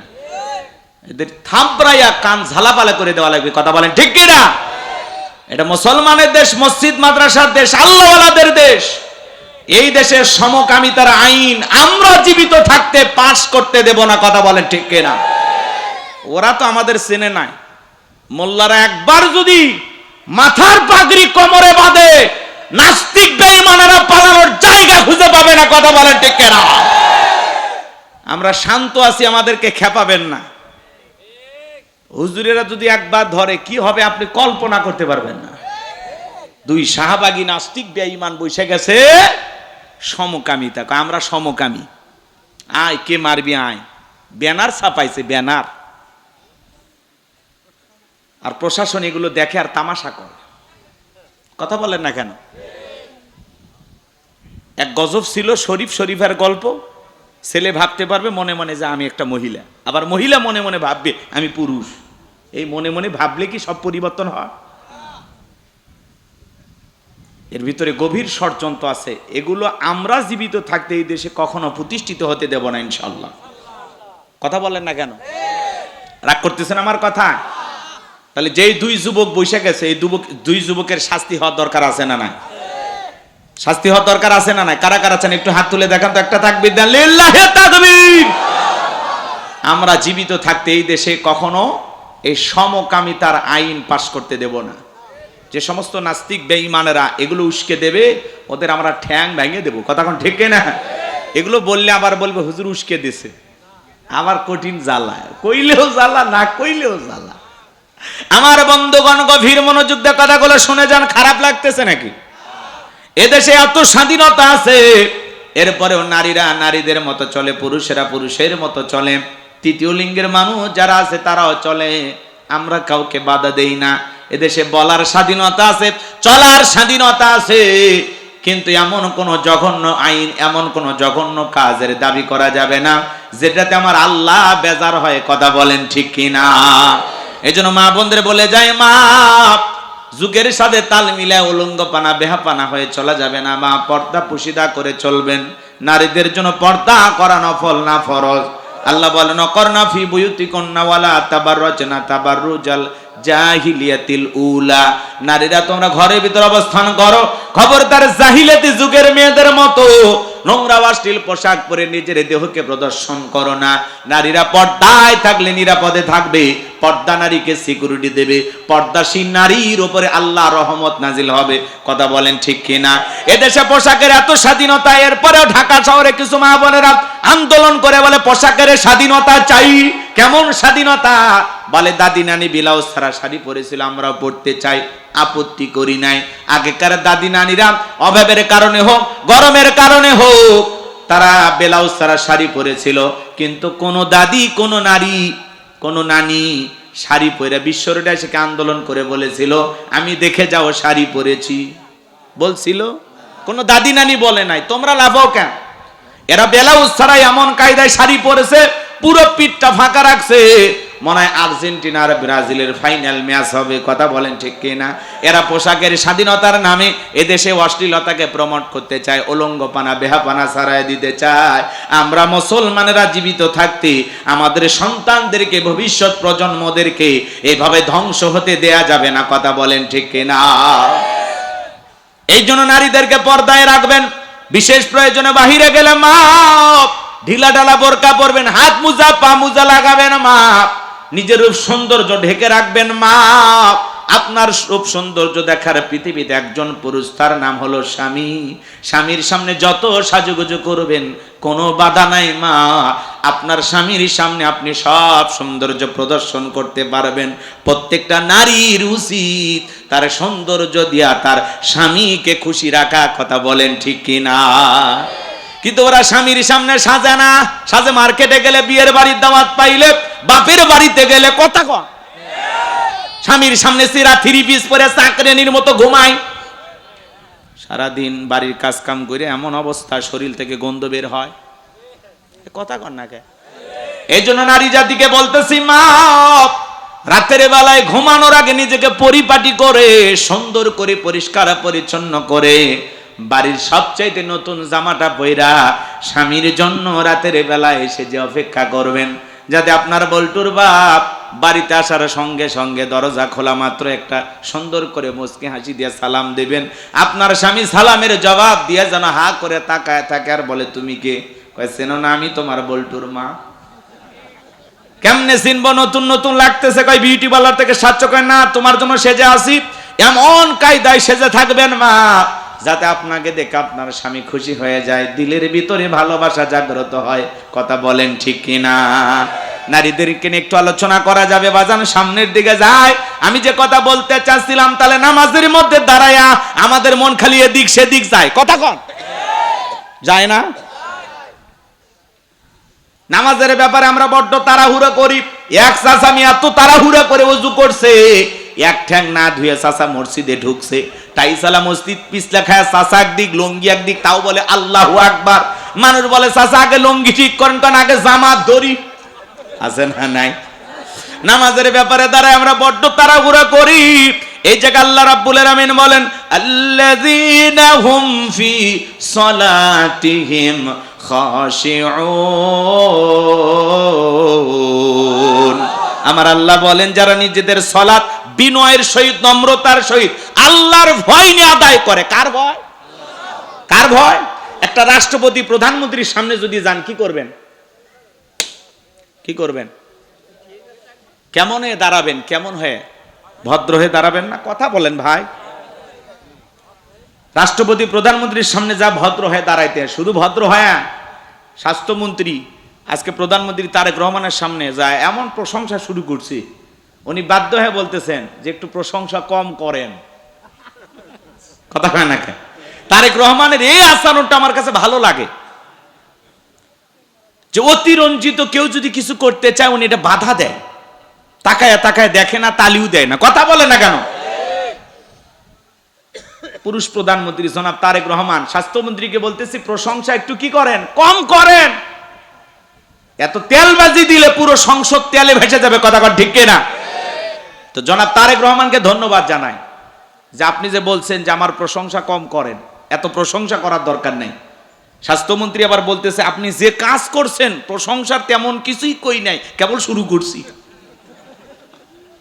এই তেলবাজদের জন্য দেশের ভালো নেতাগুলো আর ভালো থাকতে পারে না। কথা বলেন না কেন ভাই? এত তেল দেয়া লাগবে কেন? হ্যাঁ, এই জন্য তো তেলের দাম বেড়ে গেছে আজকে। কথা ঠিক, তেলের দাম বেড়ে গেছে। তো ওনার এই বিষয়গুলো আমার ভালো লাগে। এর আগে কয়েক নেতা গেছে, পা ধরে সালাম করবে, উনি ঠেলে দিছে, না না না এটা আমি পছন্দ করিনি, সরে যান সরে যান, সরাইয়া দিছে। অতি ভক্তি চোরের লক্ষণ। কথা কা বেশি ভক্তি কইরা তো বিগত 16 বছরের প্রধানমন্ত্রীকে হযরত হাসিনা একে তাড়াইয়া দিছে। কথা কন নাকি আপনারা? ওই বেশি প্রশংসা। ব্যবসায়ী এসে কয় আপনি থাকেন কিয়ামত পর্যন্ত, ম্যাডাম বারবার দরকার। এখন ম্যাডামের জন্য আর কি আফসোস করেন? ওই একই ব্যবসায়ী এখন তারেক রহমানের কাছে যা বলে, আপনি এসেছেন আমাদের ভাগ্য খুলবে, উন্নয়ন হবে। ওরে বাবা, তেলবাজ। কথা কি বুঝতে পারছেন? এই দেশের তেলের উপরই চলতেছে, সব জায়গায় তেলবাজি। রাগ করতেছেন আপনারা? বিরক্ত হয়েছে? এই বেশি তেলের কারণে 16 বছরে যারা ছিল ওরা ভাইসে গেছে, খালি তেলের কারণে। কথা কি বুঝতে পারতেছেন? এই জন্য এই তেলবাজির বাংলাদেশ আর চলতে দেয়া যাবে না।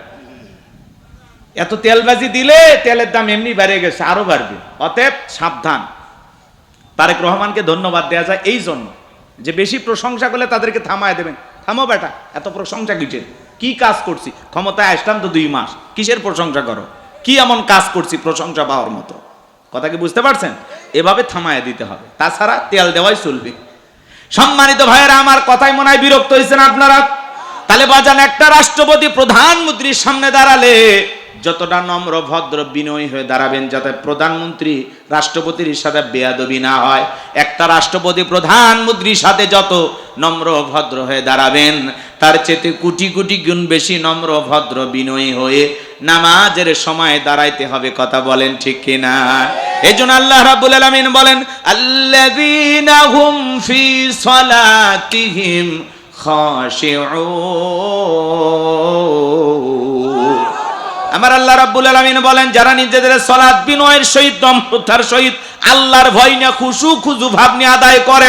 আপনি আমি যখন নামাজে দাঁড়িয়ে যাব, ও যশোরের মুসলমান ভাইয়েরা, মনে মনে খেয়াল করবেন, আমি নামাজ আদায় করতেছি, আমার আল্লাহ আমাকে দেখতেছেন। আমি নামাজ আদায় করতেছি আর মনে মনে খেয়াল করব, আমার আল্লাহ আমার সামনেই দাঁড়িয়ে আছেন। আল্লাহু আকবার। ফাঁসির আসামি যেমন জীবনের শেষ মনে কইরা 2 রাকাত নামাজ আদায় করে, আপনি জহরের নামাজ আদায় করবেন আর মনে মনে খেয়াল করবেন, এই জহরের নামাজ আমার জীবনের শেষ নামাজ, আমি আসর পর্যন্ত নাও বাঁচতে পারি। এরকম আল্লাহর ভয় নিয়ে নামাজ পড়ার দরকার আছে না নাই? আল্লাহর ভয়ে আল্লাহকে রাজি খুশি করার জন্য শুধু এদিক 7 দিন পরে জুমার 2 রাকাত পড়লে হবে না। বাংলাদেশে জুমার নামাজ মসজিদ ভাঙে 2 তলা 3 তলা করা হয়। ফজরের নামাজের সময় এক কাতার মুসল্লিও পাওয়া যায় না। কথা বলেন ঠিক কিনা? শুধুমাত্র আল্লাহকে রাজি খুশি করার জন্য কারা কারা 5 ওয়াক্ত নামাজ আদায় করবেন? 2টা হাত তুলে মালিককে দেখান। আল্লাহ আমাদের সবাইকে 5 ওয়াক্ত নামাজি বানায় দেন। চিল্লায় কোন আমিন। আর একটু জোরে বলেন আমিন। আত্মা মানে এবার মুমিন বান্দার 2 নম্বরে গুণাবলী। যুবক রেডি হও, এরপরই স্যার আসতেছে আস্তে আস্তে। 2 নম্বর গুণাবলী, ওয়াল্লাযীনা হুম আনিল লাগবি মুরিদুন। মুমিন বান্দার 2 নম্বর গুণাবলী, অনর্থক কথাবার্তা বলা যাবে না, আজে বাজে কথা বলা যাবে না। এক জায়গায় বৈশা 2-3 ঘন্টা গল্প গল্প অমুক খারাপ তমুক খারাপ, এ ভালো না সে ভালো না। মনে হয় গীবত কমিটির সভাপতি সেক্রেটারি বসে গেছে, আছে না নাই? এলাকার সব তত্ত্ব ওনার কাছে আছে না নাই? কথা বলে না কেন? গীবত, পরনিন্দা, চকলখুরি আমাদের ভিতরে আছে না নাই? চা খাচ্ছে, মানে চায়ের কাপে ঝড় তুলছে, ঝড়। বিবিসি নিউজ, কথা কয় না। চাচা দেখছেন না? এই জন্য মুরব্বী চাচা, চা খাচ্ছেন, খান, এত গল্প কে? আপনার এই জবানের প্রত্যেকটা কথা আল্লাহ রেকর্ড করতেছেন। মায়াল ফিজু মিন কওলিন ইল্লা লাদাইহি রাকিবুন আতীদ। বান্দা এমন কোন কথা বলে না, এমন কোন কর্মকাণ্ড করে না যা রেকর্ড করার জন্য আমার ফেরেশতারা নাই। আপনার জবানের প্রত্যেকটা কথা আল্লাহ রেকর্ড করতেছেন। প্রত্যেকটা কথার ব্যাপারে আল্লাহর কাছে একদিন জবাবদিহিতা করতে হবে। মোবাইলে রিসার্চ করে কথা বলতে হয়। জিহ্বাটা, জবানটা রিসার্চ করে যদি কথা বলা লাগতো, মানুষ ভয়ে কথা বলা বন্ধ করে দিত। কথা বলা ঠিক কিনা? এজন্য জবান দিয়ে যা ইচ্ছা তাই বলা যাবে না। মুমিন বান্দা জবান দিয়ে কথা বলবে ততটুকু, প্রয়োজন যতটুকু। যেই কথাগুলো বললে সব হবে, অতিরিক্ত কথা বলা থেকে জিহ্বাটারে কন্ট্রোল করা লাগবে। কথা কয় না? কথা।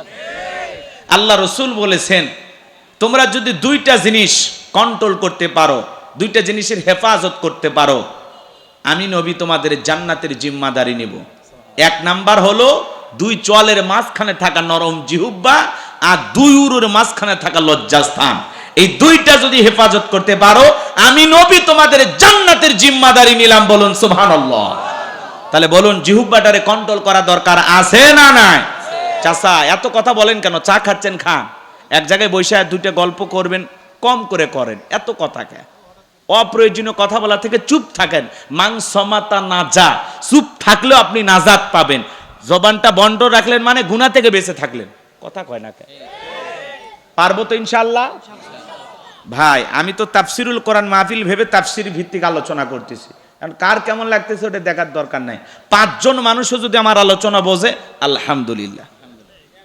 ভাইরাল বক্তা তো অনেকে আসে দেখার জন্য, আর কয় হুজুর আপনার ওয়াজ আমার পকেটে। কি করবেন? কিচ্ছু করার নাই। রাগ করতেছেন? তাহলে এই দিক 2 নাম্বার গুণাবলী, জবান দিয়ে সে কথা বলবো যে কথা বললে সব হয়, অনার্থক কথাবার্তা বলবো না। মুমিন বান্দার 2 নাম্বার গুণাবলী, মুমিন বান্দার টাকা পয়সা হলে মুমিন বান্দা অনার্থক কাজ করবে না। মুমিনের টাকা দিয়ে সিনেমা হল হবে না, যাত্রা গানের আয়োজন করবে না, গানের কনসার্ট দেবে না, মদের বার দেবে না, সিনেমা হল বানাবে না। মুমিনের টাকা হলে মুমিন মসজিদ বানাবে, মাদ্রাসা বানাবে, ঈদগাহ মাঠ বানাবে, কবরস্থান বানাবে, রাস্তার মধ্যে ফলের গাছ লাগায় দিবে, পুকুরের ঘাট বানায় দিবে। মুমিনের টাকা দিয়া ভালো কাজ হবে। এটা জাহিদুল ইসলাম ভাই লক্ষ লক্ষ টাকা প্রবাসী ভাইদের কাছ থেকে নিয়ে আসছে, ভালো কাজের জন্য, নিজেও দিয়েছেন। কথা কন না কেন? আবার ওনার বাড়িতে মেহমানদারি করাইতেছেন। এই যে হাজার হাজার টাকা খরচ করতেছেন, কেন? উদ্দেশ্য ভালো না খারাপ? কথাকে বোঝেন নাই? এই যে সমস্ত ভাইয়েরা হাফেজ সাহেবকে গিফট দিলেন, কেন? ভালো কাজে টাকা ব্যয় করছেন। কথা বোঝেন? যাত্রার প্যান্ডেলে নর্তকীর নাচ দেখে টাকার বান্ডিল ছুঁড়ে মারে। কথা কয়। আর হাফেজে কোরআন হাফেজ হয়েছে সম্মানেতে, কেউ গিফট দিয়েছে, টাকা পয়সা বিভিন্ন কিছু তারে হাদিয়া দিলেন, খুশি হয়েছেন কে? কথাকে বুঝতে পারতেছেন? আপনার সম্পদ যা আছে, টাকা পয়সা যা আছে, ব্যয় হবে ভালো কাজে। এই জন্য মুমিন বান্দার 2 নাম্বার গুণাবলী, মুমিনের টাকা হলে মুমিন মসজিদ মাদ্রাসা বানাবে, ঈদগাহ মাঠ বানাবে, কবরস্থান বানাবে, ভালো ভালো কাজে টাকা ব্যয় করবে। কথা বলেন ঠিক কি না? মুমিন বান্দার 2 নাম্বার গুণাবলী, মুমিন বান্দা এই কান দিয়ে অনার্থক আজে বাজে গান বাদ্য শ্রবণ করবে না। যুবক রে, কানের ভিতর ইয়ারফোন লাগায় গান শোনো, রূপবানে নাচে কমর দোলাইয়া, আল্লাহর ফেরেশতারা কবর এনে পিটাবে ঝোলাইয়া ঝোলাইয়া। আল্লাহ কান গান শোনার জন্য দেয় নাই। সিরাজগঞ্জের এক যুবক কানের ভিতর ইয়ারফোন লাগাইয়া রেল লাইন হেঁটে যাচ্ছে, ট্রেন এসে ধাক্কা মেরে 3 টুকরা করে থুয়ে গেছে। মরার পরেও কানের ভিতর ইয়ারফোন লাগানো ছিল। এখন কবরে যা, ফেরেশতারা তোর জায়গা মতো বাদ্যযন্ত্র বাজাবে। কথা বলেন ঠিক কিনা? যুবক কানের ভিতর ইয়ারফোন লাগায় গান শুনতে শুনতে ঘুমের মধ্যে চলে গেল। এই অবস্থায় যদি তোমার মৃত্যু হয়, মৃত্যুটা ভালো না খারাপ? আজে বাজে গান শোনে, পাখি আমার আপন ছিল না। কথা কয় না কে? কত উল্টা পাল্টা গান যুবকের। এই থামো, শিল্পী খুঁজে পাওয়া যাচ্ছে না, ফেটে যাচ্ছে। শিল্পী কাকে খোঁজো? হ্যাঁ, কত আজে বাজে গান যুবকদের। যাই হোক বাজান, বলতে গেলে রাগ করবেন, সামনে যাই, একটু অপেক্ষা করেন। বিরক্ত হয়েছেন আমার কথা? আগের শিল্পীও না, আগের গানও না। এই চাচারা আগে গান শুনছেন না? পরের জায়গা পরের জমি ঘর বানায় আমিরও, আমি সেই ঘরের মালিক নই। গানের মধ্যে অর্থ ছিল, পোজা ছিল। কথা বলেন, কি শিল্পী আব্দুল আলিম, কি গান, গানের কি সাইজ, গানের অর্থ আছে। আর এখনকার গান আজে বাজে। শিল্পী তার সেরা নাম দিচ্ছে ব্যান্ডের শিল্পী। চুলগুলো মহিলার মতো, গিটার হাতে নিয়ে তেরা বেকা লাফাচ্ছে, আছে না? কই সকাল বেলা দেখা হলো, বিকেল বেলা হারালে, এটা বলে গান। কুত্তের মতো ঘেউ ঘেউ করতেছে বলে গান। শিল্পীও পাগল, যারা শোনে এরাও পাগল। কথা কোন ঠিক কিনা? বৈশাখ দেখছেন না? বৈশাখের গান দেখছেন? বৈশাখ পালন করবে যা গান করতেছে আর লাফিচ্ছে। কিসের গান? খালি বাদ্য আর বাদ্য, আর ওপর দিকে লাভ মারা নিচে পড়ে। এটা বলে শিল্পী। এরা আহত শিল্পী, প্রতিবন্ধী শিল্পী। কথা কন ঠিক কিনা? গান পারে না, খালি মানে কুত্তা ভুগিচ্ছে, এটা যে বোঝা যাচ্ছে। এরা শিল্পী নামের কি? হ্যাঁ, এর চাইতে হিরো আলমের গলা ভালো। রাগ করতেছেন নাকি আপনারা? তা আল্লাহ জানো এরকম গান আমাদের জবানে, আমাদের জিহ্বায় যেন না আসে। কথা বলে ঠিক কিনা? কবির ভাই অনেক গান শুনেছে, আমি আর গান শোনাবো না। রাগ করতেছেন মনে হয় আপনারা?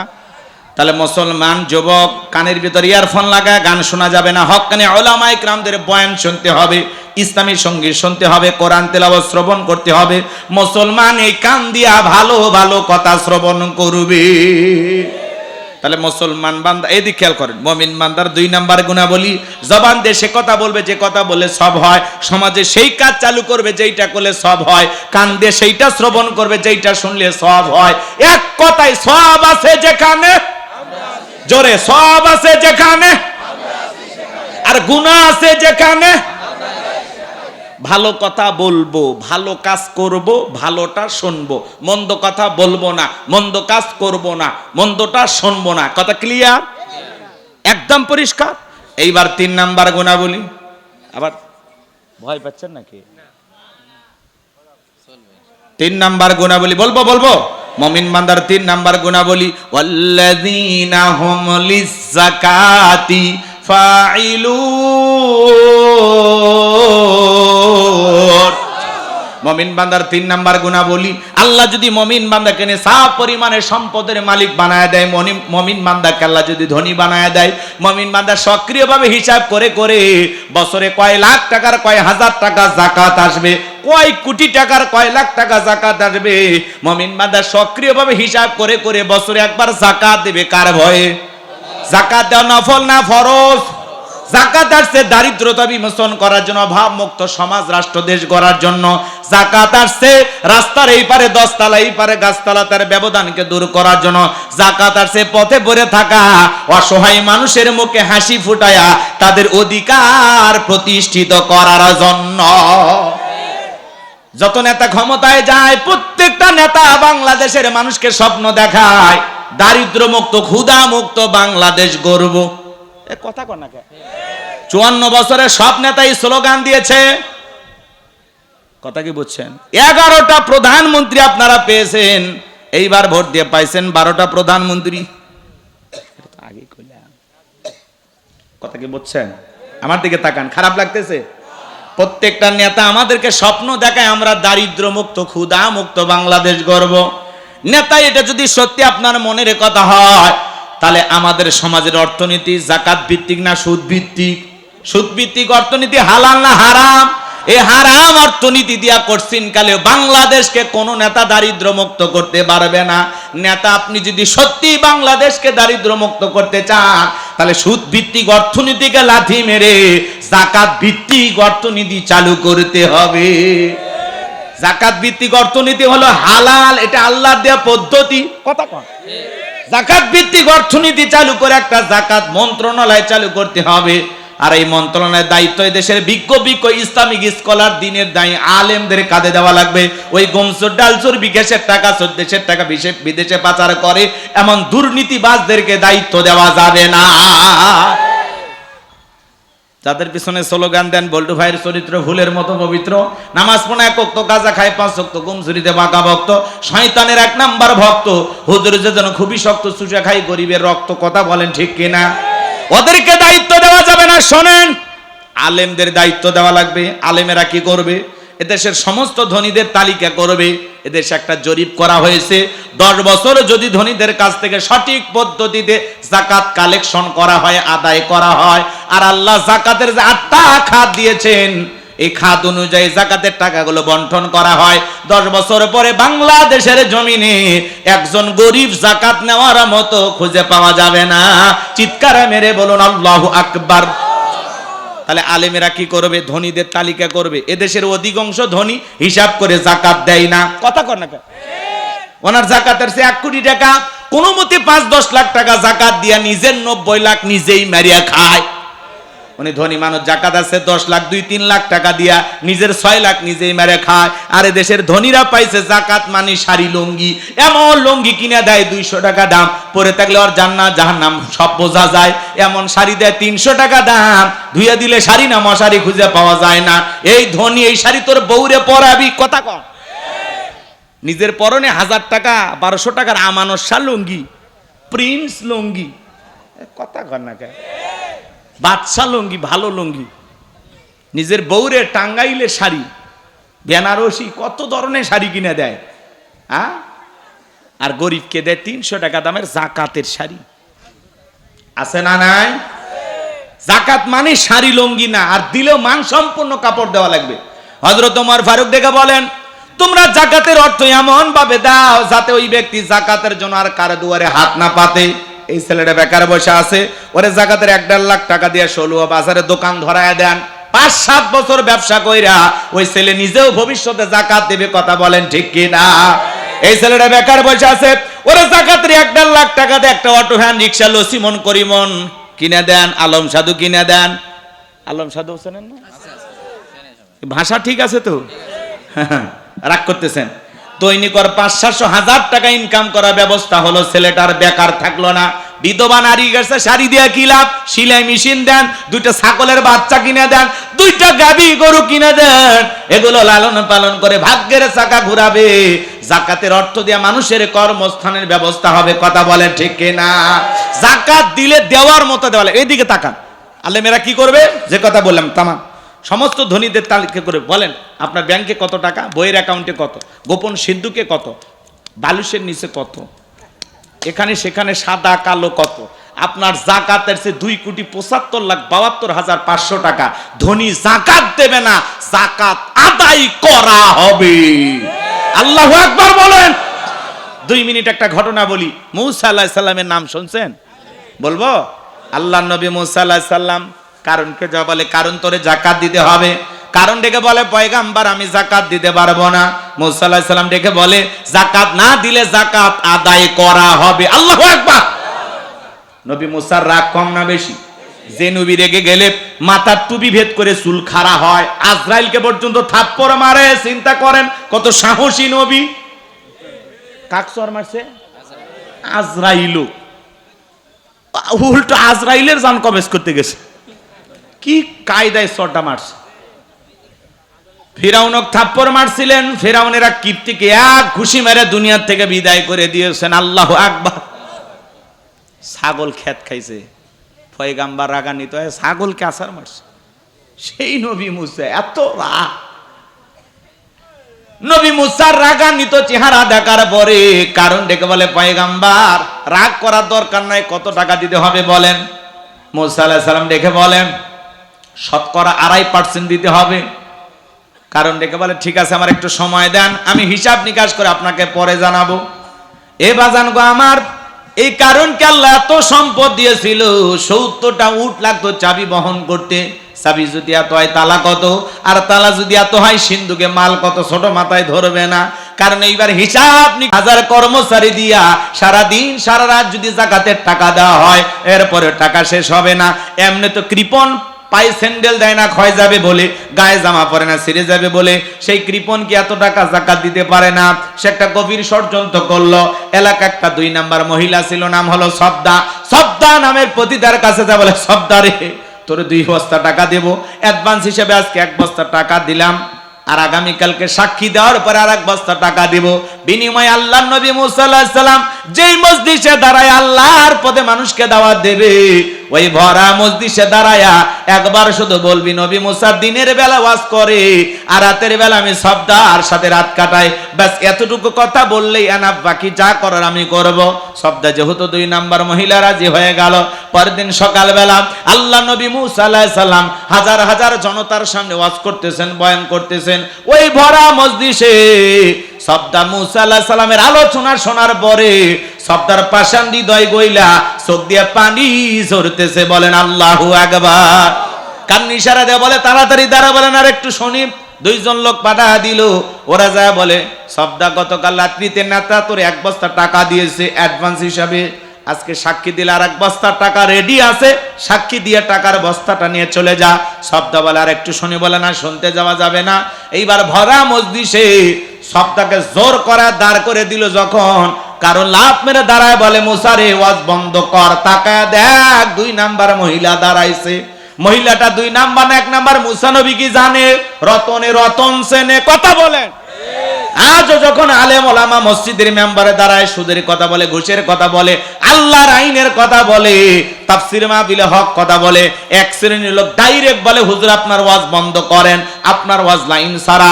হুজুরের ওয়াজ লাইন ছাড়া না, আলেমদেরকে কথা বলতে বাধা দেয় যারা, ওরাই হলো তার সেরা। আমার বাংলার জমিনে রাত 12টার পরে বাণিজ্য মেলার নামে, বৈশাখের মেলার নামে রাত 12টার পরে নর্তকীর গায়ে একটা কাপড় থাকে না, ওখানে 144 জারি করা হয় না। যারা কোরআনুল কারীমের তাফসীর মাহফিলে 144 জারি করে আলেমদের কথা বলতে বাধা দেয়, আমার বিশ্বাস ওদের জন্ম মুসলমানের ঘরে হতে পারে না। কথা বলে ডেকে না। যারা এই কোরআনের কথা বলতে বাধা দেয়, ওরা টাটকা আবু জেহেল। কথা বলে ডেকে না। এই জন্য মুসলমান হক কথা বলতে হবে, বাতিলের চোখ রাঙানি থেকে ভয় পাওয়া যাবে না। আমরা মুসলমান সিংহের জাতি, বীরের জাতি, কাপুরুষের জাতি নই। আমরা দ্বীনের জন্য, ইসলামের জন্য প্রয়োজন হলে নিজের জীবনের সবটুকু দিতে রাজি আছি। কথা বলে ঠিক না। এই জন্য আল্লাহর এই জমিন আল্লাহর দ্বীনকে প্রতিষ্ঠিত করার জন্য যদি কখনো ডাক আসে, প্রয়োজনে মাথায় কাফনের কাপড় বেঁধে আল্লাহর এই জমিন আল্লাহর দ্বীনকে প্রতিষ্ঠিত করার জন্য কারা কারা বুকের তাজা রক্ত দিতে রাজি? হাত তুলে দেখান, হাত তুলে দেখান। লিল্লাহি তাকবীর। আর টান টান করে তোলেন। আমি কি হাত নামাইতে বলেছি? ওই যে মাঝে মাঝে হাত বেঁকা দেখা যায়, 2 হাত সোজা করার শক্তি নেই। আপনি পুরুষ মানুষ, দুধ ডিম ভিটামিন ক্যালসিয়াম মাঝে মাঝে কিনে খাবেন, একেবারে দুর্বল হলে চলতে পারেন না। সোজা করেন, সোজা করেন। এই যুবকেরা, এই আমার কথা কি শুনতেছো তোমরা? তাহলে এই মহিলা দাঁড়ায় গেছে কার বিরুদ্ধে? সাক্ষী দেওয়ার জন্য, মূসা নবীর বিরুদ্ধে। ঘটনাটা কি বলবো? এরপরে কিন্তু যুবক আর যুবতীর আলোচনা করতে চাইছি। ওদের জন্য 10টা মিনিট আলোচনা করার দরকার আছে না নাই?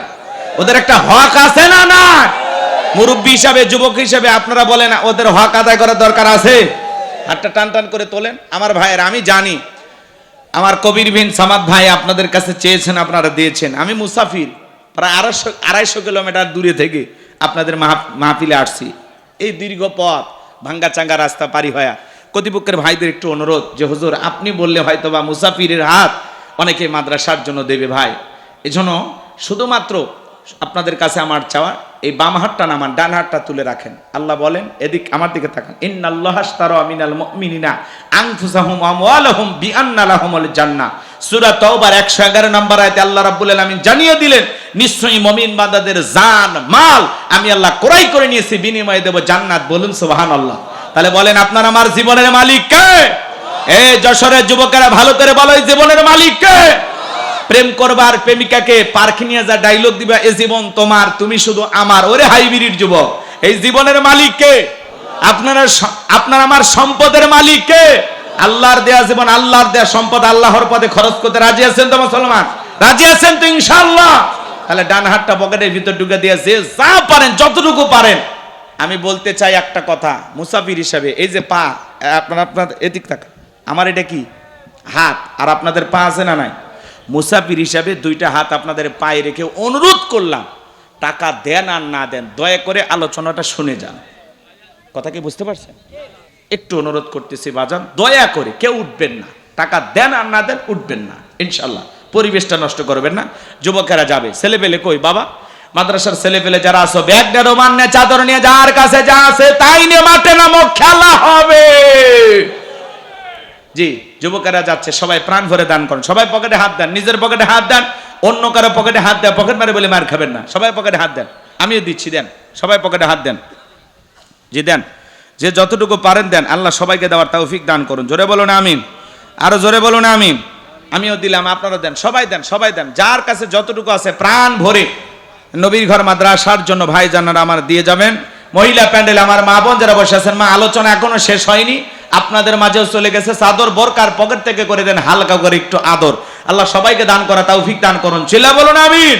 আমি মুসাফির হাতে 500 টাকা, 1000 টাকা, 2, 4, 5, 10 হাজার যারা দেবেন তাড়াতাড়ি করে দেন। আসেন, কোরআনকে মহাব্বত করিয়া এই দিনী প্রতিষ্ঠানটাকে ভালোবাসা ভাই যারা আসেন, সহযোগিতার হাত বাড়ান, ছোট বাচ্চা গেছে যা পারেন 10, 20, 50, 200, 100, 500, 2000, 5000, 10,000, 1 লাখ, 2 লাখ, যে যা পারেন বিড়ি ম্যাচ বাদ দিয়ে দেন, আল্লাহ দেওয়ার তৌফিক দান করুন। এক ভাই 1000 টাকা, আর এক ভাই কিছু টাকা দিয়েছে, আলহামদুলিল্লাহ। ওলিয়া রহমান 1000 টাকা, প্রবাসী।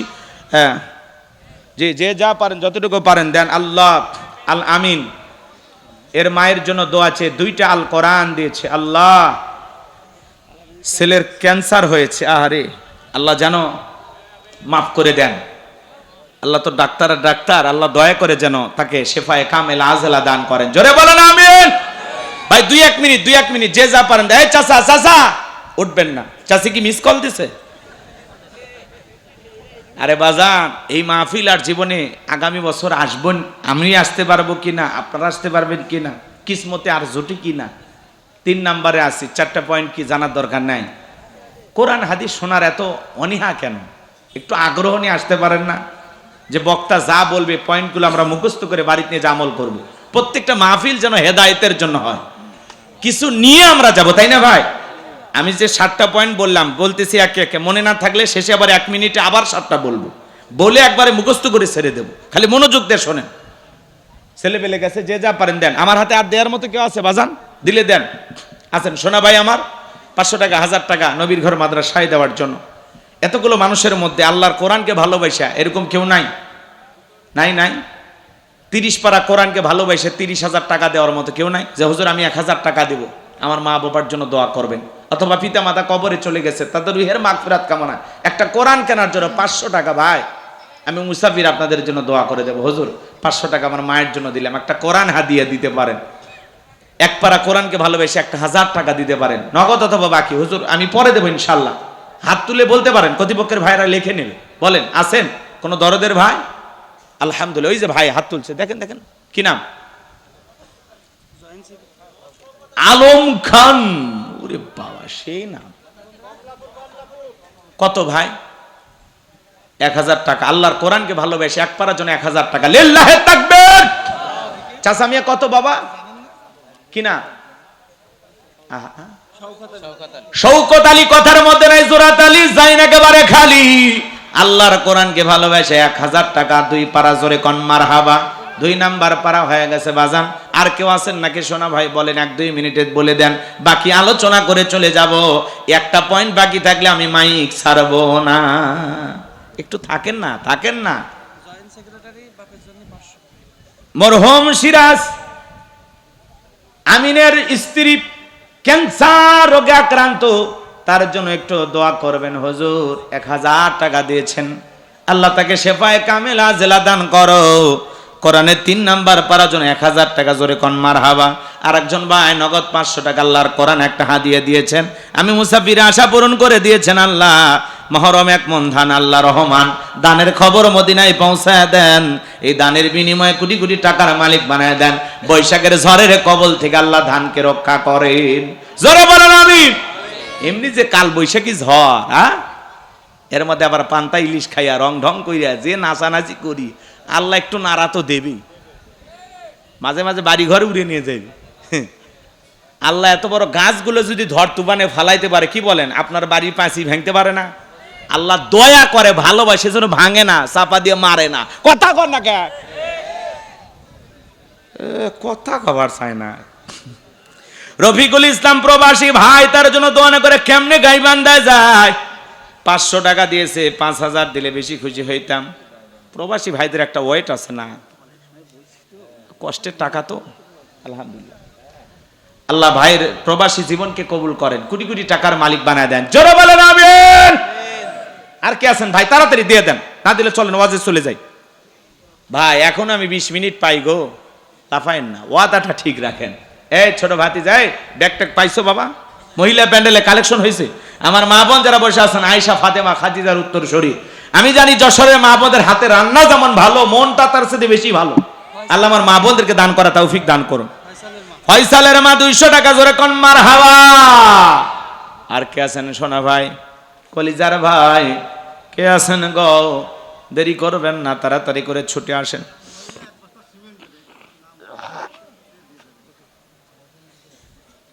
মহিলা 2 বস্তা সিমেন্ট, 1 বস্তা, আল্লাহ কবুল করেন, জোরে বলেন আমিন। সভাপতি ভাই জাইদুল ভাই তো না, দিয়ে দিয়েছেন তো, আর কি এক মানুষের উপর কত চাপ দেওয়া যায়? বেশি চাপ দিলে ভাই আবার শেষ হয়ে যাবে। ভাবির জন্য কিছু দেন না কে? ভাবি খুশি হোক। মাইক শুনছে, মাইকের আওয়াজ যাচ্ছে না? ভাবি অর্শ নিচ্ছে না? মহিলা প্যান্ডেলে আছে, বাপের বেটি। এই ভাবির জন্য একটা নিয়ত করেন, পরে ভাবির থেকে আমরা নিমনি। এটা কি? আলামিন গোলজারের দাদা দাদি, বাপরে আবার দাদা দাদির ভক্ত গো, মারহাবা খন। দাদা দাদির জন্য দোয়াছে নগদ 500 টাকা, জোরে কোন মারহাবা। আল্লাহ তার দাদা দাদি বেঁচে থাকলে হায়াত বাড়ায় দেন, মারা গেলে কবরে জান্নাতের বাগান বানায় দেন, জোরে বলেন আমিন। আসেন আসেন দরদির আমার দিয়া দন বোঝে মন কেড়ে নিতে কতক্ষণ। নদীর একল ভাঙে অকল গড়ে, এই তো নদীর খেলা। সকালবেলা টাকাওয়ালা তুই, ফকিরি সন্ধ্যাবেলা। দান করিলে মাল কমে না, নেকির পাল্লা হয় ভারী। গুনাহ খাতা মাফ করে দিয়া আল্লাহ জান্নাতে বানায় দিও ঘর বাড়ি, জোরে কোন মারহাবা। সব পেলায় কবরে যাওয়া লাগবে বাজান, কোনো কিছুই আপনার আমার সঙ্গে যাবে না, কথা বলে ঠিক কিনা? আজকে মরলে কালকে 2 দিন, পরের দিন কেউ কাঁদবে না। যাদের জন্য করলা কামাই, মরলে তারা চিনবে না। থাকতে সময় করো আমল, ঈমান করো খাঁটি। তোমার আমার শেষ ঠিকানা 3.5 হাত মাটি। তোমার আমার শেষ ঠিকানা 3.5 হাত মাটি। আজকে মরলে কালকে 2 দিন, পরের দিন কেউ কাঁদবে না। যাদের জন্য করলা কামাই, মরলে তারা চিনবে না। থাকতে সময় করো আমল, ঈমান করো খাঁটি। তোমার আমার শেষ ঠিকানা 3.5 হাত মাটি। তোমার আমার শেষ ঠিকানা 3.5 হাত মাটি, জোরে কোন মারহাবা। খারাপ কিছু কইলাম? এই ভাই আছে আছে, আর কেউ আছে? আর দেবেন না? আপনার নাম কি গো? খালি লিখেই গেলেন, নিজের নামে কিছু লিখছেন? দিছেন? এই দেহের সাথে 500 টাকা যায়, আপনি ঝাড়ি মেললে তো 10,000 বেড়ে। আল্লাহ দেহ দিছে, অনেকে ভিটামিন খায়, ভিটামিন, তা আল্লাহ গোস্তই দেয় না গাও। আর অনেকে ঠিক মতো ভাতে খায় না মোটা হওয়ার ভয়ে, তা আল্লাহ খালি দেই। আমি শুনলাম হজে গেলে মানুষ নাকি শুকে যায়। আমি গত বছরে হজ করে আসছি, যাওয়ার সময় মাফে গেলাম 71 কেজি, হজ করে এসে মাফি 76 কেজি। আলহামদুলিল্লাহ, আল্লাহ এত বরকতের খাবার খাওয়াইছে, বাইরে গেছে 5 কেজি। কথা কি বুঝতে পারতেছেন? এটা আল্লাহর দয়া। স্বাস্থ্য কার দেয়া দান? আল্লাহর। আমার ইয়াসিন ভাই 500 যাবি না 1000 দেবেন ভাই? কি করে গো মানে আমার ইয়াসিন ভাই, তার জন্য দোয়া করে কেমনে গাই বান্ধায় যায় 1000 টাকা, জোরে কোন মারহাবা, লিল্লাহি তাকবীর। তাহলে 5 পারা হয়ে গেছে, মনে আছে? মনে আছে? 5 হলো না 6 হইলো, মনে নাই আমার। আপনারা মনে রাখবেন না? হ্যাঁ, হিসাবে এত কাজা কেন যুবকেরা? এই হিসাবে এত কাঁচা কেন? পরীক্ষায় ফেল মারবা নাকি? এইবার শিক্ষামন্ত্রী কি কয়? নকল চলবে না, না কি কয়? নকল করা হবে না। আইরে শিক্ষামন্ত্রী নিয়ে যে টল যুবকেরা, এই তুমি কি পড়াশোনা করছো? কি টল শুরু হয়ে গেছে, প্রত্যেকটা মন্ত্রী নিয়ে খালি এখন টল হচ্ছে। এদিকে তাকান, মানে বেশি সুন্দর করে কথা বলবে যা, ওটা ওভার অ্যাক্টিং হয়ে যায়। আর ওই যুবকেরা ওই কথাগুলো নেটল, এই শুনছো, পড়াশোনা করছো? ওরে পড়াশোনা করতে হবে, নকল করা চলবে না। কি এক জ্বালা! এলে না মহিলা পর্যন্ত টল, পুরুষ পর্যন্ত টল। টিকটক ভিডিও ভাইরাল, কথা কর না কে? এ মিথ্যা কথা কই আমি? হ্যাঁ, টাচ মোবাইল নাই, চাচা কি বুঝবি? যুবকেরা তো বুঝতেছ। তাহলে কি দোয়া করে দেব নাকি বাকি আলোচনা শুনবেন? তাহলে কি আমি 5-এই থাকবো নাকি 10টা পারা মিল হোক গো? আর 5,000 টাকা দেন তো, 5 ওয়াক্ত নামাজকে ভালোবাসা 5 জন। খুব দ্রুত হাত তোলেন তো। হুজুর আমি 1000। এই 16 বাজারে দোকান নাই, এ বিশাল বড় বাজার তো, দোকান নাই 2-4টা। হুজুর আমার দোকান আছে, দোয়া করেন 1000 টাকা। যেই দোকানই হোক বরকত হবে, আমি দোয়া করব। হোক সেটা কসমেটিকের দোকান আর ওই ভাজা মালের দোকান হোক, যা হোক, মুদির দোকান হোক আর যা হোক, দোয়া চলবি। বলেন থাকলে দেন, চলেন আলোচনা করতে করতে যদি মন গলে দিয়ে যায়। ভাই বলবো, চালাবো কিছুক্ষণ। মহিলা প্যান্ডেলে ব্যাগ ছাড়ছিলেন, সে টাকা পাইছেন। আর ভাবির কি হলো? ভাবির জন্য যে কিছু চাইলাম, ভাবির জন্য। ভাবির নাম কি? শাহনাজ ভাবি।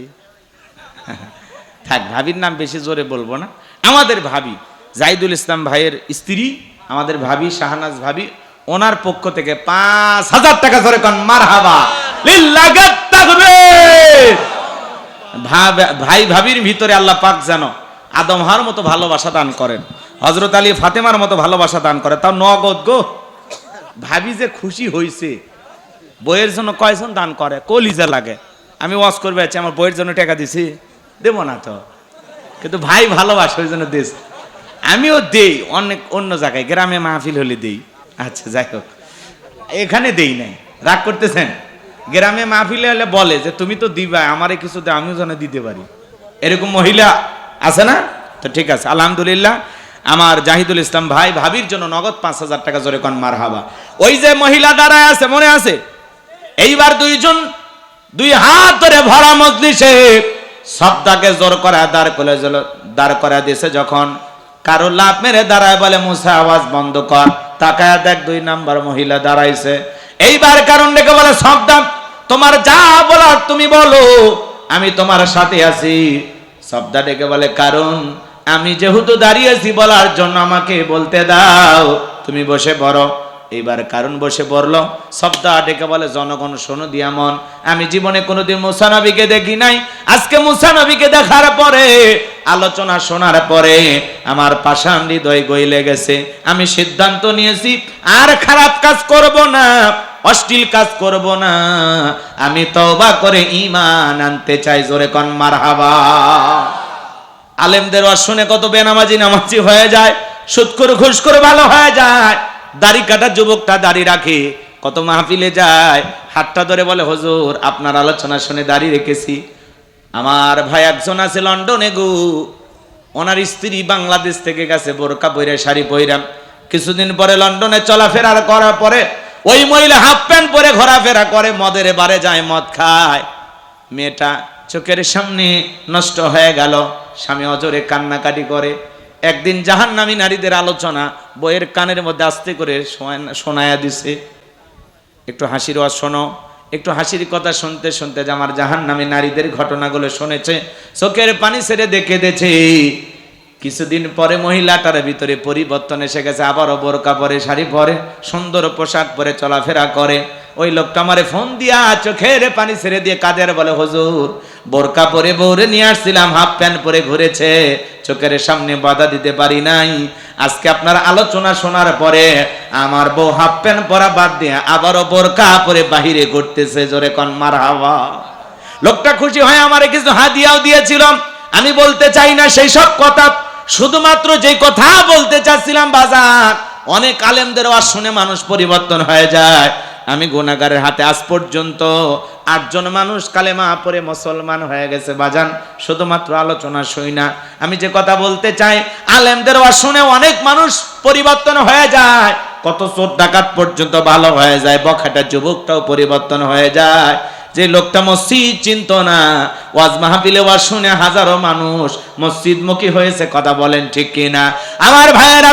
মুসা কথা কন আর এক পুরুষ নিয়ে গেছে, স্বামী মাথা গরম করে কয়, এই শালি মর লজ্জা।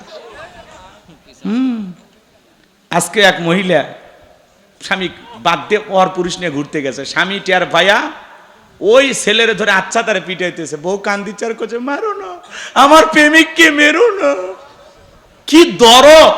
মানুষজন বলতেছে, এই মহিলা এখন তুই পরকীয়ার প্রেমিককে চাস নাকি তোর স্বামীকে চাস? আমি দুইজনকেই চাই। এর পাওয়ার কি? এ কথা কন না গে আপনারা। এটা এলে মহিলা না বেহায়া? হ্যাঁ, চরম বেহায়া। প্রেমিকও চায়, স্বামীকে চায়। পরে স্বামী তালাক দিয়া ওই পরকীয়ার প্রেমিকের সাথে বিয়ে দিয়েছে, যা সংসার কর। রাগ করতেছেন নাকি? ওই জন্য বাজান কিছু কিছু মহিলা কথা বলার আগে কান্দা দেয়। মহিলার চোখের পানি দেখে ভোলা যাবে না রে যুবক। কিছু কিছু মহিলা কথা বলার আগে কান্দা দেয়, চোখে পানি লাগাই থাকে, মনে হয় চোখে মোটর বসায় রাখছে। যার বউ কথায় কথায় কান্দে, বুঝে নেবেন ওর মধ্যে ভেজাল আছে। যার বউ বেশি কান্নাকাটি করে না, ধমক দেবে, চুপ, কাঁদবি না, ঘটনা কি হয়েছে কইলা ক। তোর ঘটনা শুনে যদি মনে হয় কাঁদা উচিত, স্বামী স্ত্রী একসাথে জামাত করে কাঁদা হবে। কথা কি বুঝতে পারছেন? কিছু কিছু মহিলা কান্দেই মামলা জিতবে চায়, মানে এমন ভাবে কান্নাকাটি করে অভিনয় করে, মানুষ মনে করে ভাজা মাছ উল্টে খাবার পারে না, আবার তলে তলে 12টা পুরুষের সাথে প্রেম চালায়। এ কথা কর না কে? এরকম চলতেছে না? এই জন্য যুবক, পা দুটো আগে আমি তোমাদের পা ধরে বলে যাই, পা ধরে বলে যাই, আমার দিকে তাকাবার শুনে যাও। ইউসুফ আলাইহিস সালামকে মিথ্যা দর্শনের আসামি বানায়া জুলেখা জেলখানায় বন্দি করলো। দেখে বলে, স্বামী ইউসুফকে ছেলের মতো দেখতা, আর সুযোগ পা আমার ইজ্জতের দিকে হাত বাড়াইছে, আর একটু দেরি হয়ে গেলে সর্বনাশ হয়ে যেত। মিথ্যা দর্শনের অপবাদ দিয়া, তহমত দিয়া ইউসুফ আলাইহিস সালামকে 9.5 বছর জেলখানায় বন্দি করে রেখেছিল জুলেখা।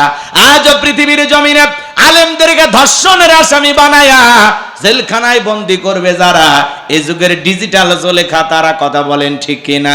এই জন্য যুবক, পা দেখা দাও, আমি তোমাদের পা ধরে বলে যাই, পুলিশে ধরলে বাঁচবি, র্যাবে ধরলে বাঁচবি, কিন্তু কোন নারীর ছলনার ফাঁদে, মায়ের জালে, রূপের জালে একবার যদি পা আটকে যায়, ফান্দে পড়িয়া বগা কান্দে রে, সারা জীবন কেঁদে ওই কাল নাগিনীর বিষাক্ত সবল থেকে তোরা বাঁচতে পারবি না। বর্তমান জামানার নারীরা ছেলেদের ভালোবাসে না, ওরা ছেলেদের মনে এখন ব্যবসা বাণিজ্য খুলছে। সবচেয়ে বড় সর্বনাশ করতেছে আমাদের যে বস্ত্র, তার নাম হলো মোবাইল। এ কথা কন না আপনার? এই মোবাইলের ওজন কম, কিন্তু মোবাইলের মাধ্যমে পাপের ওজনটা কম না বেশি? রাতের আধারে জানালা দরজা লাগাইয়া, লাইট গুলো বন্ধ কইরা, তরুণ যুবকেরা একা একা উল্টা পাল্টা ভিডিও দেখে। সেই ভিডিও আছে না নাই? আছে না নাই? আমি কি এক লাইন বলবো? রাগ করবেন না? ও দেশে মোবাইল আইছে, চিঠি বন্ধ হইয়াছে, দিওয়ানা বানাইছে, পোলা মাইয়ার মনের কথা ভাসে বাতাসে। ও দেখো পোলা ফানের মন বাদা ফেসবুকে, এখন মোবাইলে চ্যাটিং কইরা কাটায় সারাক্ষণ। এই মোবাইল পাইয়া দেখো মদনের মাইয়া, এই মোবাইল পাইয়া দেখো রমজানের মাইয়া, কি কাণ্ড ঘটাইছে, স্বামী সংসার রাইখা নাকি পালায়া গেছে। 2 বাচ্চার মা, 4 বাচ্চার মা পরকীয়া প্রেম করে আরেকটা ছেলের হাত ধরে পালিয়ে যায়। যে নারী স্বামী রেখে সন্তান রেখে আর একটা পর পুরুষের হাত ধরে পালিয়ে যায়, ওটা নারী জাতির কলঙ্ক, কলঙ্ক, কলঙ্ক। কেমনে পারলি মা স্বামী রাইখা, সন্তান রাইখা আর একটা পর পুরুষের হাত ধরতে কেমনে পারলি? কয় হুজুর স্বামীর কথা ভালো লাগে না, আমার স্বামী খারাপ। তোমার স্বামী ফিরাউনের চেয়ে খারাপ? ফিরাউনের সংসার করে আসিয়া জান্নাত দেখতে দেখতে মারা যায়, কথা বলে। তোমার স্বামী খারাপ, স্বামীর কথা তিতা লাগে, ও মা এই তিতা খাও, রোগ সারবে। পরপুরুষের কথা মিষ্টি লাগে, বেশি মিষ্টি খুঁজো না, ডায়াবেটিস বেড়ে যাবে। 2 দিন মিষ্টি কথা সবাই বলতে পারে, যেই পুরুষের কথা এখন মিষ্টি লাগতেছে, ওর সাথে 6 মাস 1 বছর সংসার কইরে দেখো, এমন জায়গায় পিটানি দেবে ডাক্তারকে বলতেও লজ্জা লাগবে। এ কথা কর না কে? স্বামী খারাপ, স্বামী স্ত্রীর একটা ভালোবাসার একটা আলাদা বন্ধন। আল্লাহ স্বামী স্ত্রীর মধ্যে এমন ভালোবাসার মহব্বত দিয়েছে, স্বামী স্ত্রীর সম্পর্ক একটা নির্লজ্জ বেহায়ার মতো, এত রাগ, এত অভিমান, এত ঝগড়া, তারপরে একে অপরকে ছাড়া থাকতে পারে না। এই কথা বলেন। স্বামী স্ত্রীর মহব্বত ভালোবাসা এমন একটা সম্পর্ক।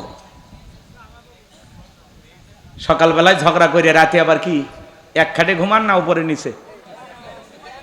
এক খাটে না, সাইডে খালি ঘুমায় দেখবেন, আপনার বুকের উপর পাড়া দিয়ে যাবে আর আসবে, নিচে ঘুমায় আপনি শান্তি পাবেন না। কথা কি বুঝতে পারতেছেন?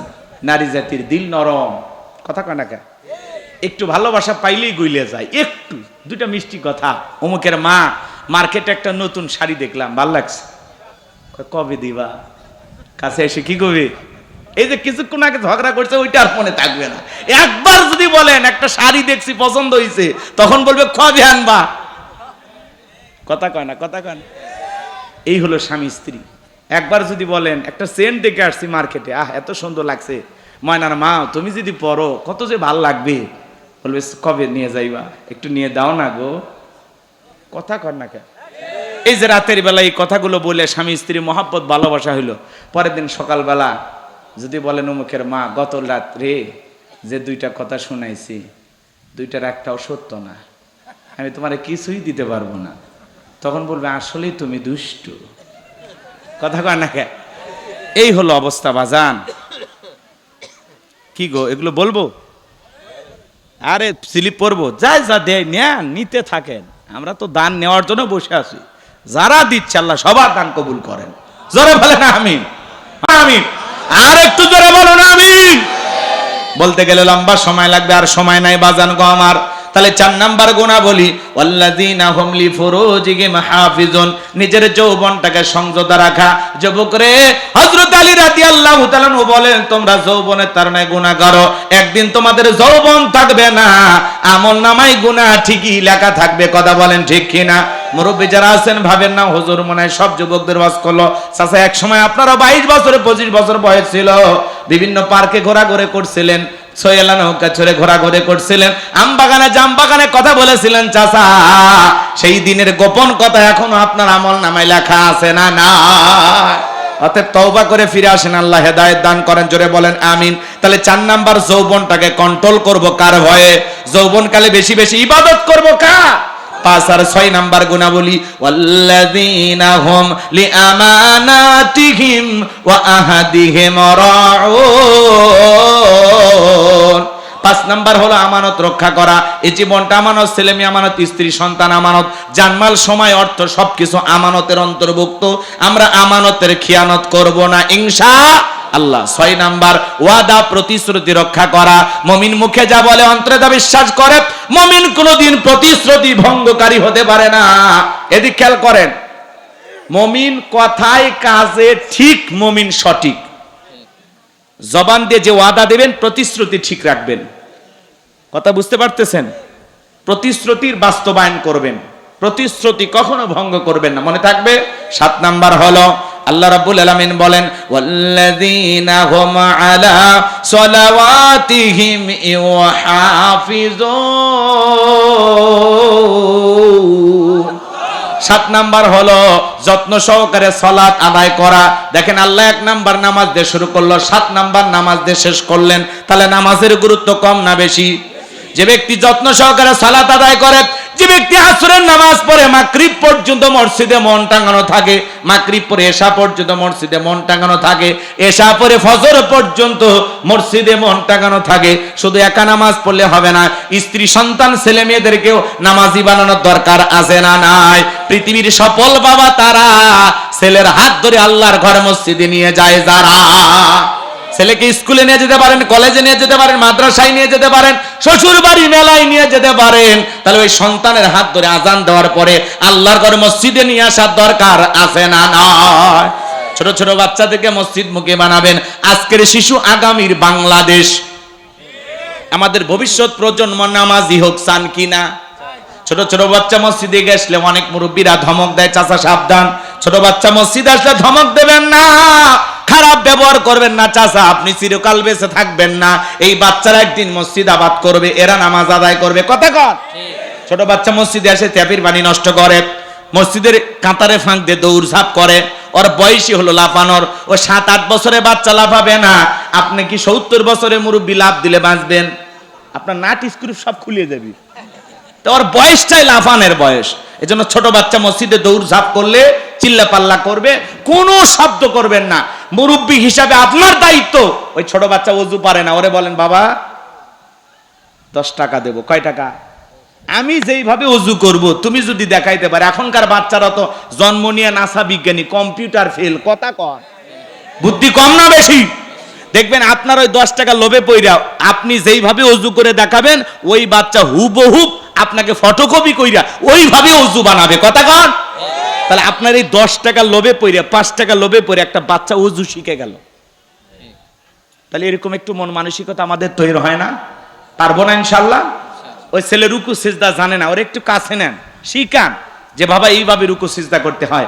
আপনি মারা যাবেন, আপনার জানাজার খাটিয়ার পাশে দাঁড়ায়া, আপনার কবরের পাশে দাঁড়ায়া এই ছেলেটা কাঁদবে আর বলবে, এই চাচা আমারে ওযু শিখাইছে, এই চাচা আমি আমারে নামাজ শিখাইছে। কথা বলে ঠিক এরা?